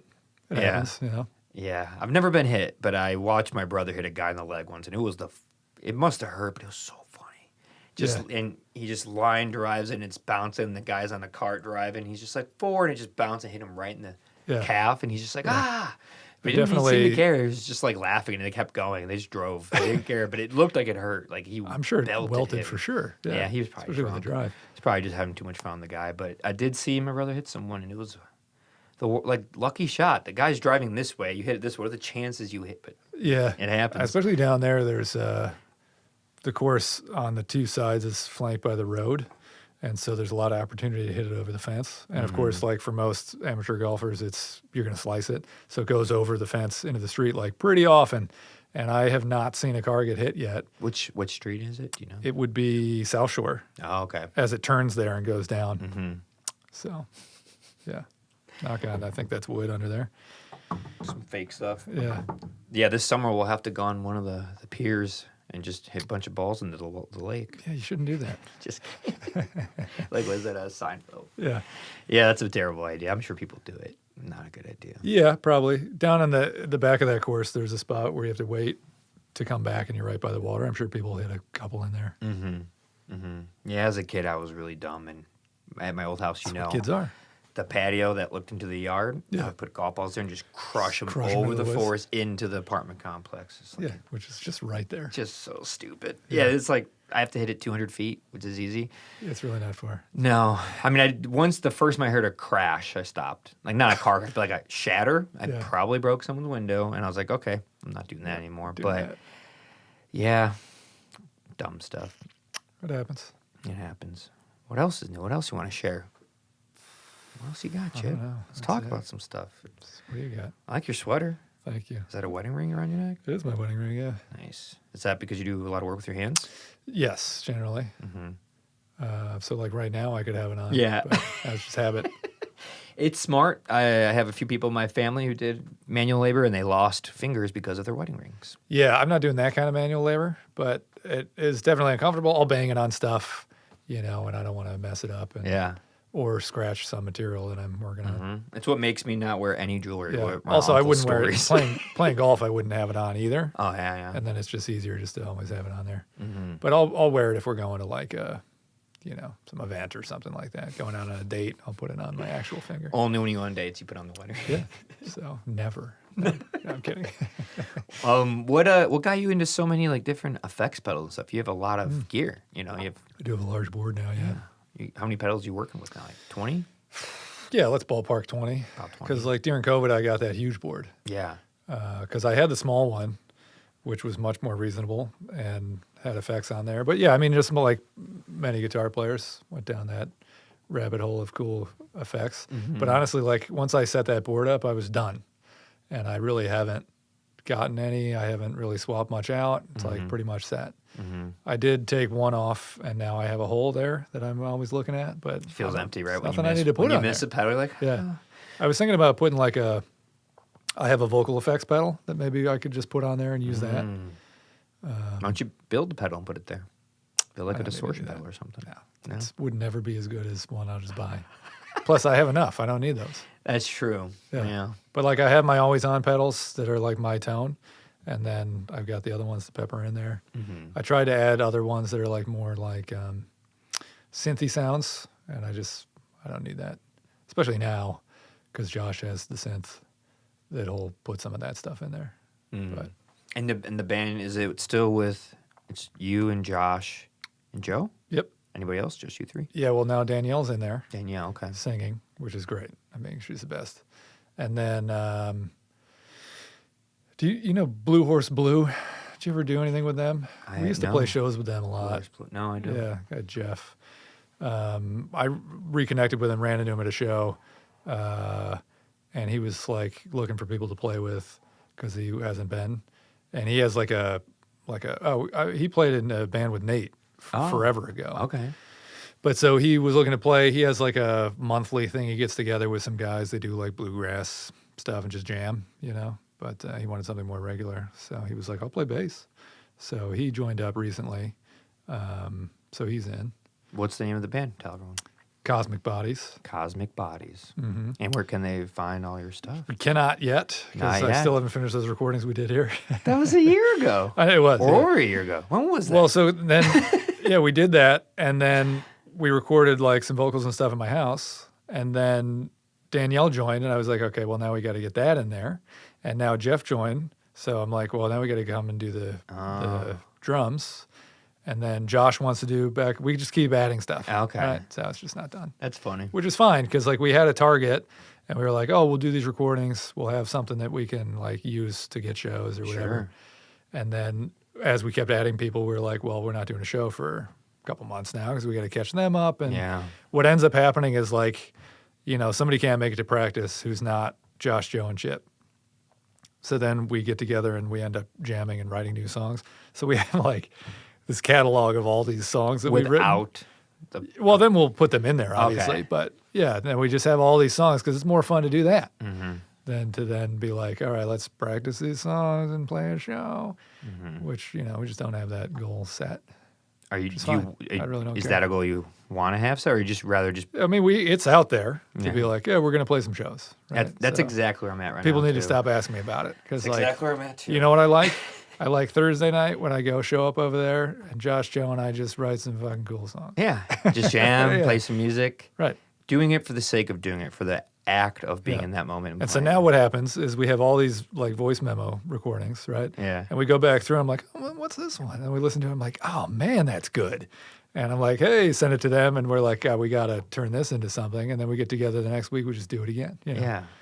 So just mostly looking forward to just playing music, the act of doing it, not 100%. Worried about... Well, not just playing, but like writing songs. Yeah, writing songs, playing stuff, recording stuff, having that, practicing. I feel you. That's where I'm at now. It's because then if you go the other route, you got to start selling it, promoting it, pushing it. And if you're not into that, it's taking away from just making some music. It's not my goal here. No. Like, my goal is to write cool stuff that we're in love with and then... share that with people. Yeah. But I'm not trying to get famous. Okay? No. Or tour. You want to go on tour and how horrible that is? I'm not going on Sleep tour. in a van, someone's basement somewhere. I'm going to play some cool songs at some shows. Yeah. People might like it. Might play some more shows, Yeah. Maybe I'll submit songs to whatever online stuff or like send them to DJs or whatever. Like... If something gets picked up and played a lot, that's great. It's about the extent of it. You know, I'm right. I'm in the exact same place. It is not my job. No. You know, No. I'm trying to make money. No. You already have jobs. You already have things you're doing. I have a job. You know, you got golf. Yeah, I have golf. Yeah, which is more expensive now than playing music. Yes. Yeah, that's another reason why I'm pretty set with that equipment as well, though. I'm in a good spot across the board. with golf and music. Yeah. You got all this. Yeah, set. you got that simulator in your garage. I did right? build that in my garage. Yeah. Yeah. You still use it? I do. Yeah. That's cool. That's fun. I've never used one. A golf simulator. Seems You've fun. never used one? Not even at like, Never I mean, been at like the one, golf never used bars one? are really popular now. I don't go to bars. Well, you don't have to go to drink, but like, you know, you go and. Yeah, I would go to drink. I just don't feel like spending that money in an environment that isn't as fun for me. So we would use them for like birthday parties or something for our buddies. That's cool. There's one downtown we go to all the time. You go and it's pretty loungy. The guy's got like a bar set up, you know, and then there's a bunch of simulators. Yeah. And he actually just redid it, the software and stuff, so it's better. Mm-hmm. But yeah, we do that. Get 6 or 8 dudes, not just dudes, but 6 or 8 people, hang out, have some beers, play casually. It's fun. Usually it's in February, you know. Yeah, yeah. So good change of pace. Is that what you normally do in the winter? Just simulators? You just can't go out golfing? Yeah, I mean, well, lately the weather has been so weird that there were days when you could go out in February and March, and I have pretty low standards of what is required for the weather in order to do that.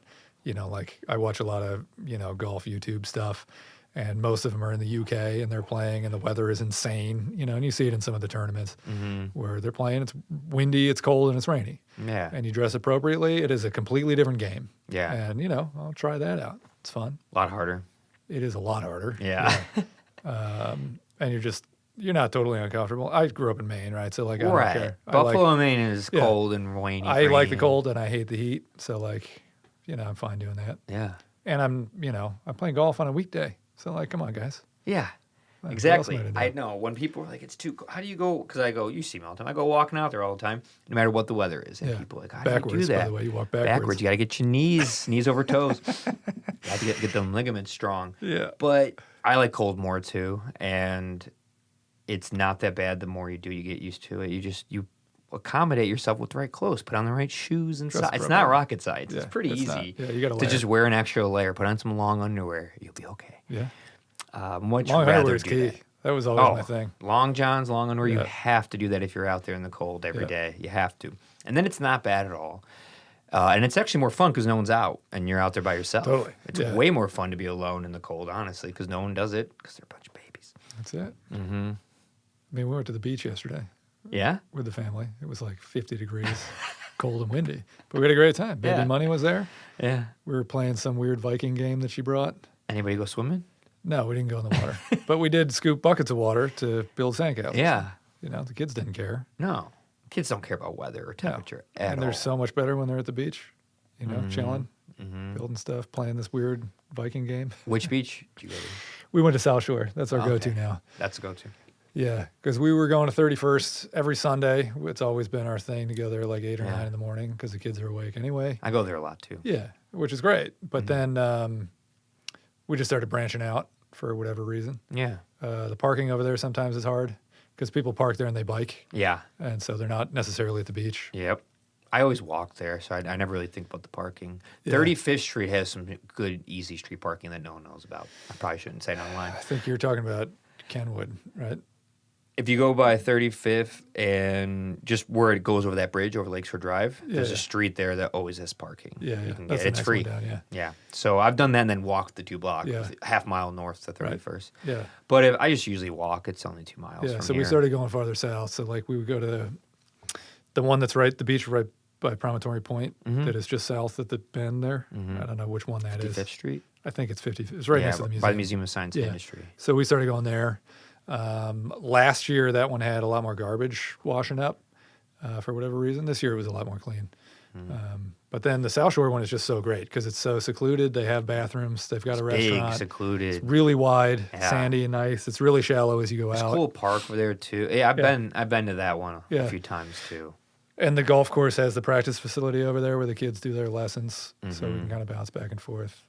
And Yeah. then, The north side right. ones are nice, and they technically can be like nicer, but they're insane and so much more packed. And I mean, we'll go to the Oak Street Beach if our friends who live more north want to go.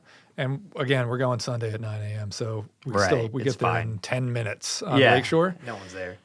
Which people don't realize. It's so easy from here. Yeah. So we get there in 10 minutes. We're there. It's a bit more of a walk from where you have to park to go down and under and around, but with a wagon, just pull the kids. That's the one I grew up going to all the time as a kid. My mom always brought me there because we do Navy Pier, do that, then like go do the Cheesecake Factory down. Like we'd always have a reason why I went to that California beach. Pizza Kitchen. California Pizza Kitchen. Ghirardelli chocolate. That beach is really cool. It's nice, for sure. It's just in a cool spot. You get a really good view of a bunch of stuff, and you do. And the sand is nice, and it's also really shallow. Most of them are though. So. Yeah, they don't go deep. And North Avenue Beach has a great view, but if you go there on a Saturday at 1 in July, you'll want to leave right away. It's horrendous. It's just a bunch of college kids. But we're not going in the midday anyway. No. So don't ever go at night, kids. Don't go to the beach at night in Chicago, especially 31st Street Beach. No, you heard about those murders last year. I have seen the news. Yeah, it's horrible. Yeah, it's bad. Crazy. Yeah. It's weird to live in such a beautiful place, and then in certain spots right near you, it can be so sad and horrible. Yeah, I mean, it's certain seasons and times and whatever. You ever seen anything crazy living on the south side? No. Me neither. Really. People are always like, it's so dangerous. I'm like, honestly, I walk miles on miles every direction by myself, and I don't see much. I mean, I see more like road rage fights than anything else. I guess the worst of it is when you're crossing the streets, just be careful. People are kind of ruthless with driving. They will blow red lights and stop signs without caring. Yeah. So, like, that's more dangerous, but that's every major city. You got to be careful walking But on the I haven't street. really seen much. No, I haven't seen robberies or shootings or anything. Nothing. Yeah.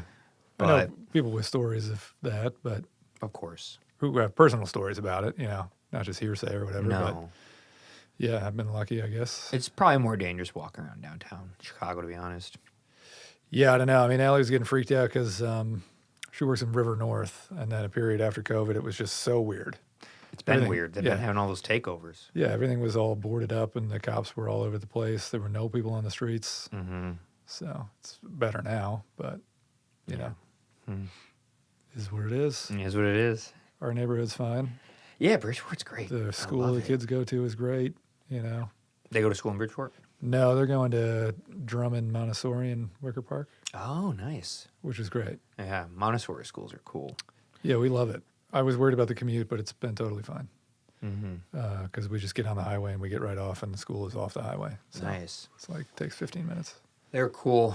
20 minutes. And is it one of those where they like learn a different language or anything like that? No, not a bilingual program, but it is Montessori, so it's mixed grades. So they do, pre-K through kindergarten, then it's 1, 2, and 3, 4, 5, and 6, and then I don't remember if it's 7 and 8 or if 7 and 8 are separate, but so like he's in 3rd grade, so he's with 1st, 2nd, 3rd graders. Next year he'll be 4, 5, 6, which feels like a big jump. That's a big jump. Hanging out with sixth graders. A 9-year-old in 4th grade is a big difference from a 12-year-old in 6th grade who's about to turn 13, went through puberty and has a mustache. Yeah. Which I feel like... He could beat you up pretty good. Yeah, I'm not worried about that, but I'm pretty sure it's still going to be the same, cliquey groups of kids. Like, you're going to have classes together, or you might be in gym class or whatever it is, but they're still going to be sorting themselves out, and the school is small enough that it's not like... Yeah. I'm thinking like public school. Exactly. Big school. You're thinking of your huge school. That's how high school is. A public high school, those seniors, if they don't like you, they are like twice your size because you're like a little boy who's 14 and they're men who work and have beards and they're 18 and they have hairy chests. Yeah. I mean, I went to a small high school in Maine, right? So like still didn't really have that. Super cliquey, I think one time when I was like a freshman or sophomore, I was walking down and I got like shoulder shoved by one of the wrestler guys. And I was just like, what? And he just kept walking and that was it. That's it. Yeah. It's always a wrestler. It really wasn't a thing. It's always the wrestlers that got to do that. Yeah. They're big. You got to get out of their way. They can't help it. Did you do any sports in high school or anything? Lacrosse. Lacrosse. Yeah. That's what I always played. That makes perfect sense. If you were to say, what would you play in the rural part of Maine? Why? I would say lacrosse. Sense? Yeah. Just reminds me of the East Coast. It's very East Coast. I mean, it was really like New Jersey. Yeah, I just think of, if I hear lacrosse, I think of the East Coast for some reason. Yeah. No, Not anymore. Not anymore. Just when I was that's where it must have come from that. But I always played like it was club sport in high school. We didn't have a team at the high school. I think they do now, or they did after we left. I was just like right at the beginning. It's gotten more popular. 100%, Way more popular. So when I came here, it was still club at IIT. So we had basically the kids from like the Art Institute and Columbia and IIT who all didn't have teams to play on. So we all played together. And then we would go do like tournaments at NIU and get crushed. I was just about to say that. It sounds like the most unathletic group of people you could ever name. Yeah. Columbia, an art school. The Art Institute, which is the art school. And IIT, which is a bunch of dorks. None of these people probably never played sports, by the way. Not much. No, I mean, we had the team because we all played in high school and then we didn't have any teams to play on. So cherry picking the kids, you know. Yeah. But we'd go to like play against Northwestern, like scrimmage at their practice. Oh, God. Which was fun. They were into it, you know. But yeah, they were like really good. Yeah, Northwestern has real sports teams. Real sports teams and money and ability and all the rest. It's pulling some of the best athletes from around the globe. Yeah. And you guys are like, oh, we got some artists. Yeah. We got some musicians. Yeah, we played in high school. We'll casually, you know, practice and go play with you. That's so fun. It was a lot of fun, though. Yeah, that's cool. It's cool to see it get Everybody bigger. knew what we were getting into, okay? I mean, at least you guys probably had some experience. But, yeah, when you play against real athletes. Like, I played basketball this weekend at this bachelor party. And I played my whole life, but I don't really play much the last 10 years. And my one friend, Steven, you remember Steven? Yep. He lived at the old house, young Steven. He's not so young anymore, but he's really good. He plays loves coffee.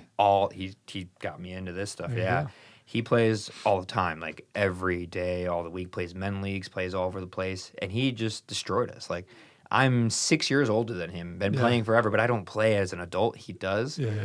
And it wasn't that he was like fast or anything. He just made every shot. He just had such a good shot because all he did is shoot. So he just pretty easy to get open for a shot. Yeah, so he just kept shooting and making them, and we just couldn't do anything. None of us in our team could shoot because I haven't shot a ball in 5 years. Right. I don't shoot.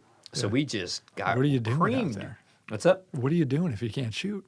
I'm really good at rebounds, defense, and like layups. I could play. That's what I played my whole life. I was always a center, power forward. So I was always down low. Still be able to shoot though. I never practiced shooting. I was always just like rebounds, steals, defense, layups. You know, close stuff. Yeah. Not good at shooting, and fast. So I was always good at like getting plays going because I could move faster than a lot of people. But shots just not good. Could be because I don't have fine depth perception. My eyes don't work together. They're independently of each other. It's a rare thing. You got some rec specs that you So I am horrible at baseball. I can't hit a ball. Yeah. It never like makes sense where it's at compared to my eyes. And it could be why I'm really not that good at getting a ball into a hoop. You know, who knows? Could be. Yeah. Not too sure. It could be I just suck at it. Just don't practice. That's probably why. Yeah, that's what it is. Just don't practice. I love those videos of the dudes who think they can beat NBA players. Did you watch these with Scalabrini? I've probably seen some of them. Yeah. The Scalabrini ones? Yeah, where he goes and challenges them, and then they just get destroyed. Yeah, what? It is so satisfying to watch. It's so stupid. Like, there are 500 people in this sport, and there's 8 billion out in the world. He's like, he's old now, and he's been retired forever, and he still crushes them. Yeah. And, there's tears to this, you know? Yeah. Yeah, it's just like if you're college sport, you're playing D3, you're probably not going to beat a D1. Right. And if you're D1, you're probably not going to be the scale difference is the insane. G League. And if you're G League, you're not going to be the worst NBA team. If you're that, you're not going to beat the best. You know, there's scales to it. Even the best against the worst, it doesn't line up. You know. Yeah. No. Yeah. Well, it's the same question that I always hear a lot of men get asked, or women will ask men, almost like a joke. If you were on an airplane and there was no pilots, could you land it? And almost every man always goes, yeah, I could do it. And it's like, really? You think you could land a jet? Well, the question is like, do you think that the air traffic controller could walk you through doing That's what I always say. I say, listen, I'm not that dumb, and I'm pretty good at listening, so I guess I can give it my best, and if they walked me through it, I would be able I would try. I try think to what follow the answer along. is. Yeah. So I would try. Could I do it? I don't think so. I probably would still crash, but I would definitely. I don't know how hard it is. That's the problem. If I was on an airplane, and they're like, pilots are dead, and there's no pilots on the plane, and you're like, does anybody here have like feel comfortable or gutsy enough to at least listen and try to execute it? I'd be like, I'll do it. I don't know if we're gonna live or not, but I'd rather try than instantly die. Well, somebody has to try. Yeah, someone's got to try, and I have enough. I'm not scared enough to like be nervous to do it, so I'll be like, I'll try it. We might still die, but I'll do it. I don't think I could land it. I would be curious. It sounds pretty hard. Yeah, I mean, I would be curious if That sounds hard. you asked, like, you know, an FAA person or whatever, like, do you think that you could get just an average person to land a plane over the radio? Like, is that even possible? Yeah. I have no idea. Because in the modern movies, technologies and looks pretty convincing. I don't know, but I feel like with modern autopilot and technology, That's what I mean. I don't know how much of it is. A lot of it is automated, but not everything, obviously. Yeah, the question is probably different now than if you asked it 30 years ago. Oh, for sure. So it's like, if they can automatically do it for you, you just got to press buttons and guide it. Right. Maybe you could. I don't know. Is everything labeled though? I don't know, because there's a thing. lot of switches in there. The shorthand and the codes and like the acronyms could be. That's where you would run into problems. So I don't know what any of this stuff means, you know? I'll Google it when we're done here. That's funny. Yeah. Well, what time is it? Lunchtime, probably. You hungry? Yeah. What's your favorite restaurant in Bridgeport? In Bridgeport. Favorite restaurant or most frequented restaurant? Both. Well, I mean, we go to Pleasant House a lot, which used to be in Bridgeport, and now it's technically Pilsen. Because it's up just on the other side of the river. Oh, at Bridgeport, the boundaries changed? Well, no. But the boundary didn't change, but its location changed. It used to be over by Maria's. Oh. And now they're up on Halstead by Skylark. I see. I was really bummed when Pizza Fried Chicken Ice Cream moved. 100%. That place was so That was awesome. I would get the pizza all the time. Oh, my God. Although the place that's there now is also pretty good. It is good. The chicken place, the sandwiches, and then the... do you ever have Cowabunga Pizza down the street from that? Yeah, we've been going there. That's a cool spot. Yep. And really brought me back because I used to love those movies. I was into the video games. Ninja Turtles thing. Yeah. And I'm really happy that now the Ninja Turtles games are back again, or like they have new ones. Because anytime one comes out, I buy it for Orson on the Switch. Oh, nice. And I'm like, oh, I'm going to play this with you. I used to love the OG one on Nintendo's, the NES. Yeah. I really like Duck Inn too. Duck Inn is good. We go there a lot too. Mars. But though technically Mars isn't Bridgeport, right? Technically. Isn't it west of Iron Racine? Street? I don't know. What do you call it? McKinley Park?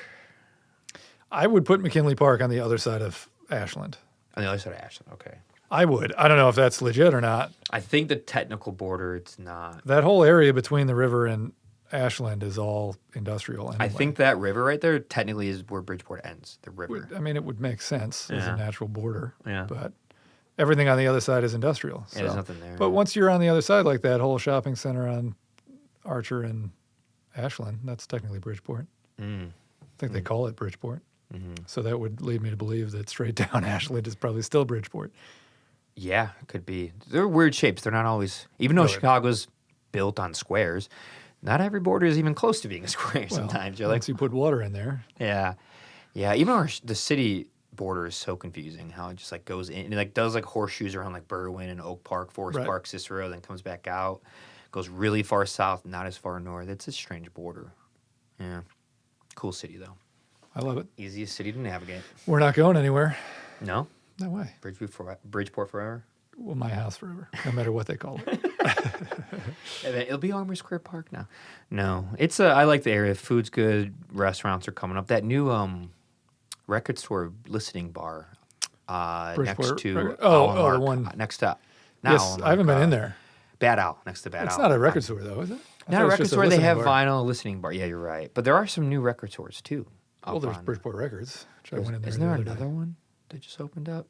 Well, there's Let's Boogie is the old one. Yeah. Now just up the street is Bridgeport Records. Well, there's that one across. It was only open for a bit, and then they moved it. It's the same spot. I think they moved up the street. I'm pretty sure it's the same spot. You're right. Okay. Yeah, I was like, they were only there for a few months. But I was very happy that they are there. Yeah. That's sweet. But that listening bar that's based on like the Japanese bars, right? Mm-hmm. Have you been? To the listening bar? Yeah. Yeah. Is it sweet? It's cool, yeah. So what do? You go in? Get a cocktail, listen, they spin vinyl. Do you order at the bar? And then you go sit down? Is it booths or tables? But there's a little bit of tables and a bar area, and you could just kind of sit and hang out, listen to music. But cool you're not sound supposed system. to talk, right? I mean, there was no one really there. And I went kind of early, and I was hanging out with someone and talking, but it wasn't. We weren't loud. We were like really. You were talking in the listening bar. The music was loud enough. How else do you order? You got to speak to order a drink. Now you point. Yeah. I'm pretty sure the ones in Japan, they're like really strict about it. But I'm sure this is more like We don't do anything right, so Yeah. we can never follow what Japan does. me. We can't follow a uniform society. And No. No. We'd be like too independent. We can't work together. I mean, to a point. We love our independence, this country. Oh, boy. Whether or not we're independent, that's to be On that discussed. note, I'm done. You're done? Really don't tap it out. You don't think we like our independence? Yeah, no. Some people do. What does that mean? I don't know. It's politicized. I don't want to get involved. Oh yeah, I don't want to talk about politics. They're horrible. Yeah, I was talking about that this weekend, and it was just depressing. We weren't talking about politics. We were talking about how we don't pay attention to because it's just so messed up and sad. Yeah, I mean, you try to avoid it as much as you can. I mean, I've always been more local focused. Yeah, that's exactly. Yeah. It is obviously to the point now where things are starting to affect my local focus, but I don't know what you're supposed to do. You know, like I vote. That's about all I can do. Vote. Be nice. Yeah. Be nice to people. Make I don't art. really think calling your congressperson is going to do anything. No, it's not. That's it. Anything else you want to share? Promote? Cosmic Bodies? Keep your eyes out for Cosmic Bodies. Yeah, you'll be the second person to know when Cosmic Bodies is live. Is the first one your wife? My kids. Oh, okay. Close enough. Good, exactly. Good guess.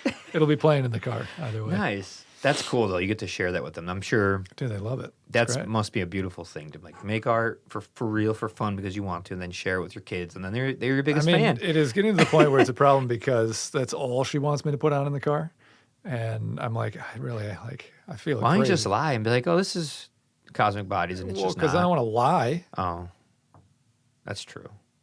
Yeah. Find a creative way. Not a monster. Say, just put on other friends' music. Like, this is friend Uncle So-and-so's. No, I'm not doing that. Okay. Never. Yeah. Sometimes I just put on something and then I can get around it for a while. Do they ever watch like live videos of you guys on YouTube or anything? Yeah. Like the usually, or anything like that? Yeah, we'll watch those. Usually that's like a toothbrushing situation because we'll need like a, 2 to 3 minute video. Yeah. And I don't want to have it be a cartoon or whatever. Yeah. So I'll put on either stuff DZ videos of us playing live or ones that Danielle and I have done in the past. Mm-hmm. That's cool. Yeah. Yeah. I hope they're... You can find those Mild Manner Man videos on YouTube. You showed me those when I first met you. Yeah, they're still on there. I think, didn't you film one of them at La Colombe? Or you filmed something there? No, we filmed those for something. It was like a short film. You know Graziano's, right? Graziano. Sandwich place on Randolph Street. It's been there forever. Italian deli. It sounds familiar. I don't think I've been to it. Oh, well, now I want to go. After you just said that, I want to go. Go there. But this was obviously in like the heyday of the West Loop when it was cool, before it really blew up. And we were working at the coffee shop and the bar and everything, and so we knew all the people on the street. And they used to come in, and then we got real friendly with the owners. They had this storeroom on the second floor of this building that was like a storeroom that they really didn't need. They had a bunch of stuff up there that was just not filling the room. It was huge. Yeah. And I was like, hey, we would pay you like a couple $100 a month to use it as like a practice space. And like, we don't need anything, we're just going to set up a PA, drums, and play up there with some amps. Nobody's down there during the day. And, what do you think? And he was like, oh, that's fine. Yeah, sure.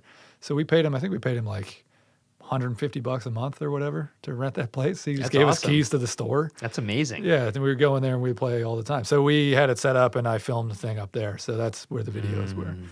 That's La Colombe on Randolph by Halstead? That's the one it's Randolph and Morgan. Morgan, that's one you used to work at? Yeah, that was the first one in Chicago. And that place is so different now. Man, yeah. I miss how it was. Yeah, like they have really good restaurants, but it's almost, no offense to anyone, it's almost annoying to just walk around there. Well, it's really busy. Catch my drift? Like, yeah, the feel is totally different than it was. The vibe is a little not. Because it used to be like, it was still kind of chic and cool, but you didn't feel like you had to be quite as done up as people are now. Or make like $250,000 a year minimum. Yeah, that's what it feels like. People are like, so also, getting older, the people are insanely young and like just so done up, and the patios are spilling out. And they're also young, like done up. A lot of the bars and the restaurants I'm not as interested in now. It used to be cooler. Like Hi-Fi Ramen underneath Green Street. Still go there, but yeah. Yeah. We'll still go to Green Street, Doku. We go there all the time. Green Street's really good. Yeah. Small Cheval's good. Well, that's just regular Au Cheval over there. I meant to say that. Au Cheval, not that We Small went to Cheval. Small Cheval yesterday, though. Small Cheval sometimes annoys me because they went too small on their Cheval on a lot of things, and the quality doesn't transfer at all. And I'm like, man. I mean, we were there yesterday, and it was good, so. I don't know, maybe I'm just like, I feel like they shrunk their... I think they shrunk their patties, to be honest, to save money. I don't know. I'm convinced that Au Cheval... If I'm wrong, let me know, Small Cheval, Au Cheval. I think they shrunk their patties. They're going to call you, for sure. Call me. I went there a lot of times. You're gonna get I ate a lot of burgers. Is what you're going to get. For saying they shrunk their patties? Yeah. Is that... Really? It's my opinion? I can't give my opinion on things? All right, this is my opinion. I think they shrunk their patties. There it is. Yeah. Hey, Kit Kat did it, Reese's did it, Snickers did it. They all shrunk their stuff and kept the same price. Yeah, so why wouldn't another restaurant do it? We do that with my music, too. Yeah, your songs are shorter now. They're all under 2 minutes. All your guitars are 3/4 scale. Everything just shrunk down. I'm not shrinking my equipment. Oh, Chip, this was fun. It was fun. Good talking with you. Hey. It's funny. I didn't know a lot of these things about you, but then after all the years that we would talk, a lot of them came back. I'm like, oh, we've had some of these conversations. Peppered in there. Yeah. A lot of them like, oh, I actually knew that already. Yeah. Cool stuff. You've been all over the place. Glad you picked Chicago. Yeah, me too. I mean, we're very happy here. Like I said, we're not going anywhere. Built that going ridiculous house. Yeah. So I told my wife as we were building it, one way or another, I'm going to die there. So, you know. And when I first met you, you just got it because I remember you talking about I it. think we were working on it. You're working on it. Yeah, because you're like, I got this place in Bridgeport, and it's like, yeah. Well, we had owned it for a long time before we started construction. Because you were in Pilsen before that. We were renting a place in Pilsen, and then East Pilsen. right by Allsted. Yeah, I remember that too. And then we moved out to Brookfield for 1 year while we were finishing the house. I remember that too. Yeah, which is why I was coming out to see you. Brookfield. Yeah, all those guys at the bachelor party I mentioned that weren't my friends, they were all from Brookfield. So there you go. Yeah. Well, peace out. We did it. Cosmic Bodies, keep an eye out for that someday, somewhere. Just someday. Keep an eye out. It'll happen soon. What about, do you want to promote your company in case people are looking for work? No? I mean, you don't have to. You can look up Chip. Find Chip. Yeah, just Google Chip. Chip. And you will not pop up. Nope. I will not. You really want to make it hard for anyone to find out anything. You know, if they really need somebody, it's West Town Construction. Oh, there you go. See, that wasn't that hard. I think you can find online. Yeah. I don't know. West Town Construction, Cosmic Bodies, and a good dad and a good golfer. Getting better. And a good husband. I mean, I like to think hopefully so. A good sibling. We don't know. Yeah. I mean, now I am. As an adult. Oh, man. Yeah. Yeah, I think I first met you. You might have been 31. So that's crazy. 9 years ago. That's probably about right. Yeah, I thought you guys were old because I was like 26. I was like, wow, they're older. No, we're just established as adults. Yeah, you guys were very nice. It was cool to work. You were one of the first bands I worked with where not everyone in it was just musicians and artists and baristas. They were like a lawyer and an architect and like Josh, someone who works for like a bank and like Nate, like a physical therapist with like a doctorate, like all these. And I was like, oh, it's not just music. You can meet all kinds of people with this. And it's never, I've always looked into that more now when I meet people. I ask, what do you do? Because it's really cool to meet a doctor or a lawyer that is trying to play music. It's not that common. Like trying to go out into the scene and play music, not very common. Yeah. You know, so it's. And then you instantly regretted the amount of time that we made you spend. Yeah, it was fun. Putting tracks on there. I blame Andrew. It was mostly him. But I was there the whole time. We love you, Andrew. Yeah. No, it was fun. I learned a lot. It was a good time. You guys were so much fun and so nice to work with. Good. Yeah, you could have been more mean to me since you were older, and you weren't, so thanks. No, we didn't want to get attacked by your dog. Bo. Yeah, it's my guy. Bo. He's still kicking it, so we're good. That's good. Yeah. It was nice to see you again. Good to see you, too. Thank you for doing this and sharing your life and information. And I don't know. Check out. Once we actually finish those songs, then I'll come back. Yes.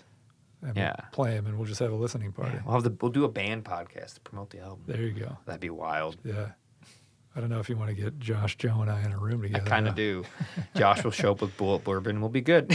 Oh, boy. Yeah. I'll be walking home, so that's fine. I swear to God, the last 8 years, every time I see Josh, he shows up with a Bullet Bourbon or something like that. Yeah. I mean, it's starting to become a problem for us because we'll sit at the... Not him. But we'll be in the practice space, and we have like individually we have separate bottles everywhere. So just don't want to share. Good stuff. Yeah. Well, thanks, Chip. Thank you all for listening into the podcast. DZ Bridgeport. DZ Bridgeport. Here we For go. life. For life. Hopefully, we can get the fest going. That'd be good. Step. That's the next step. Yeah. We'll be there playing. Cosmic Bodies, headlining DZ Fest 2026. Ooh, that's a lot of pressure. Their debut album. Chip's going to sing and perform the whole time.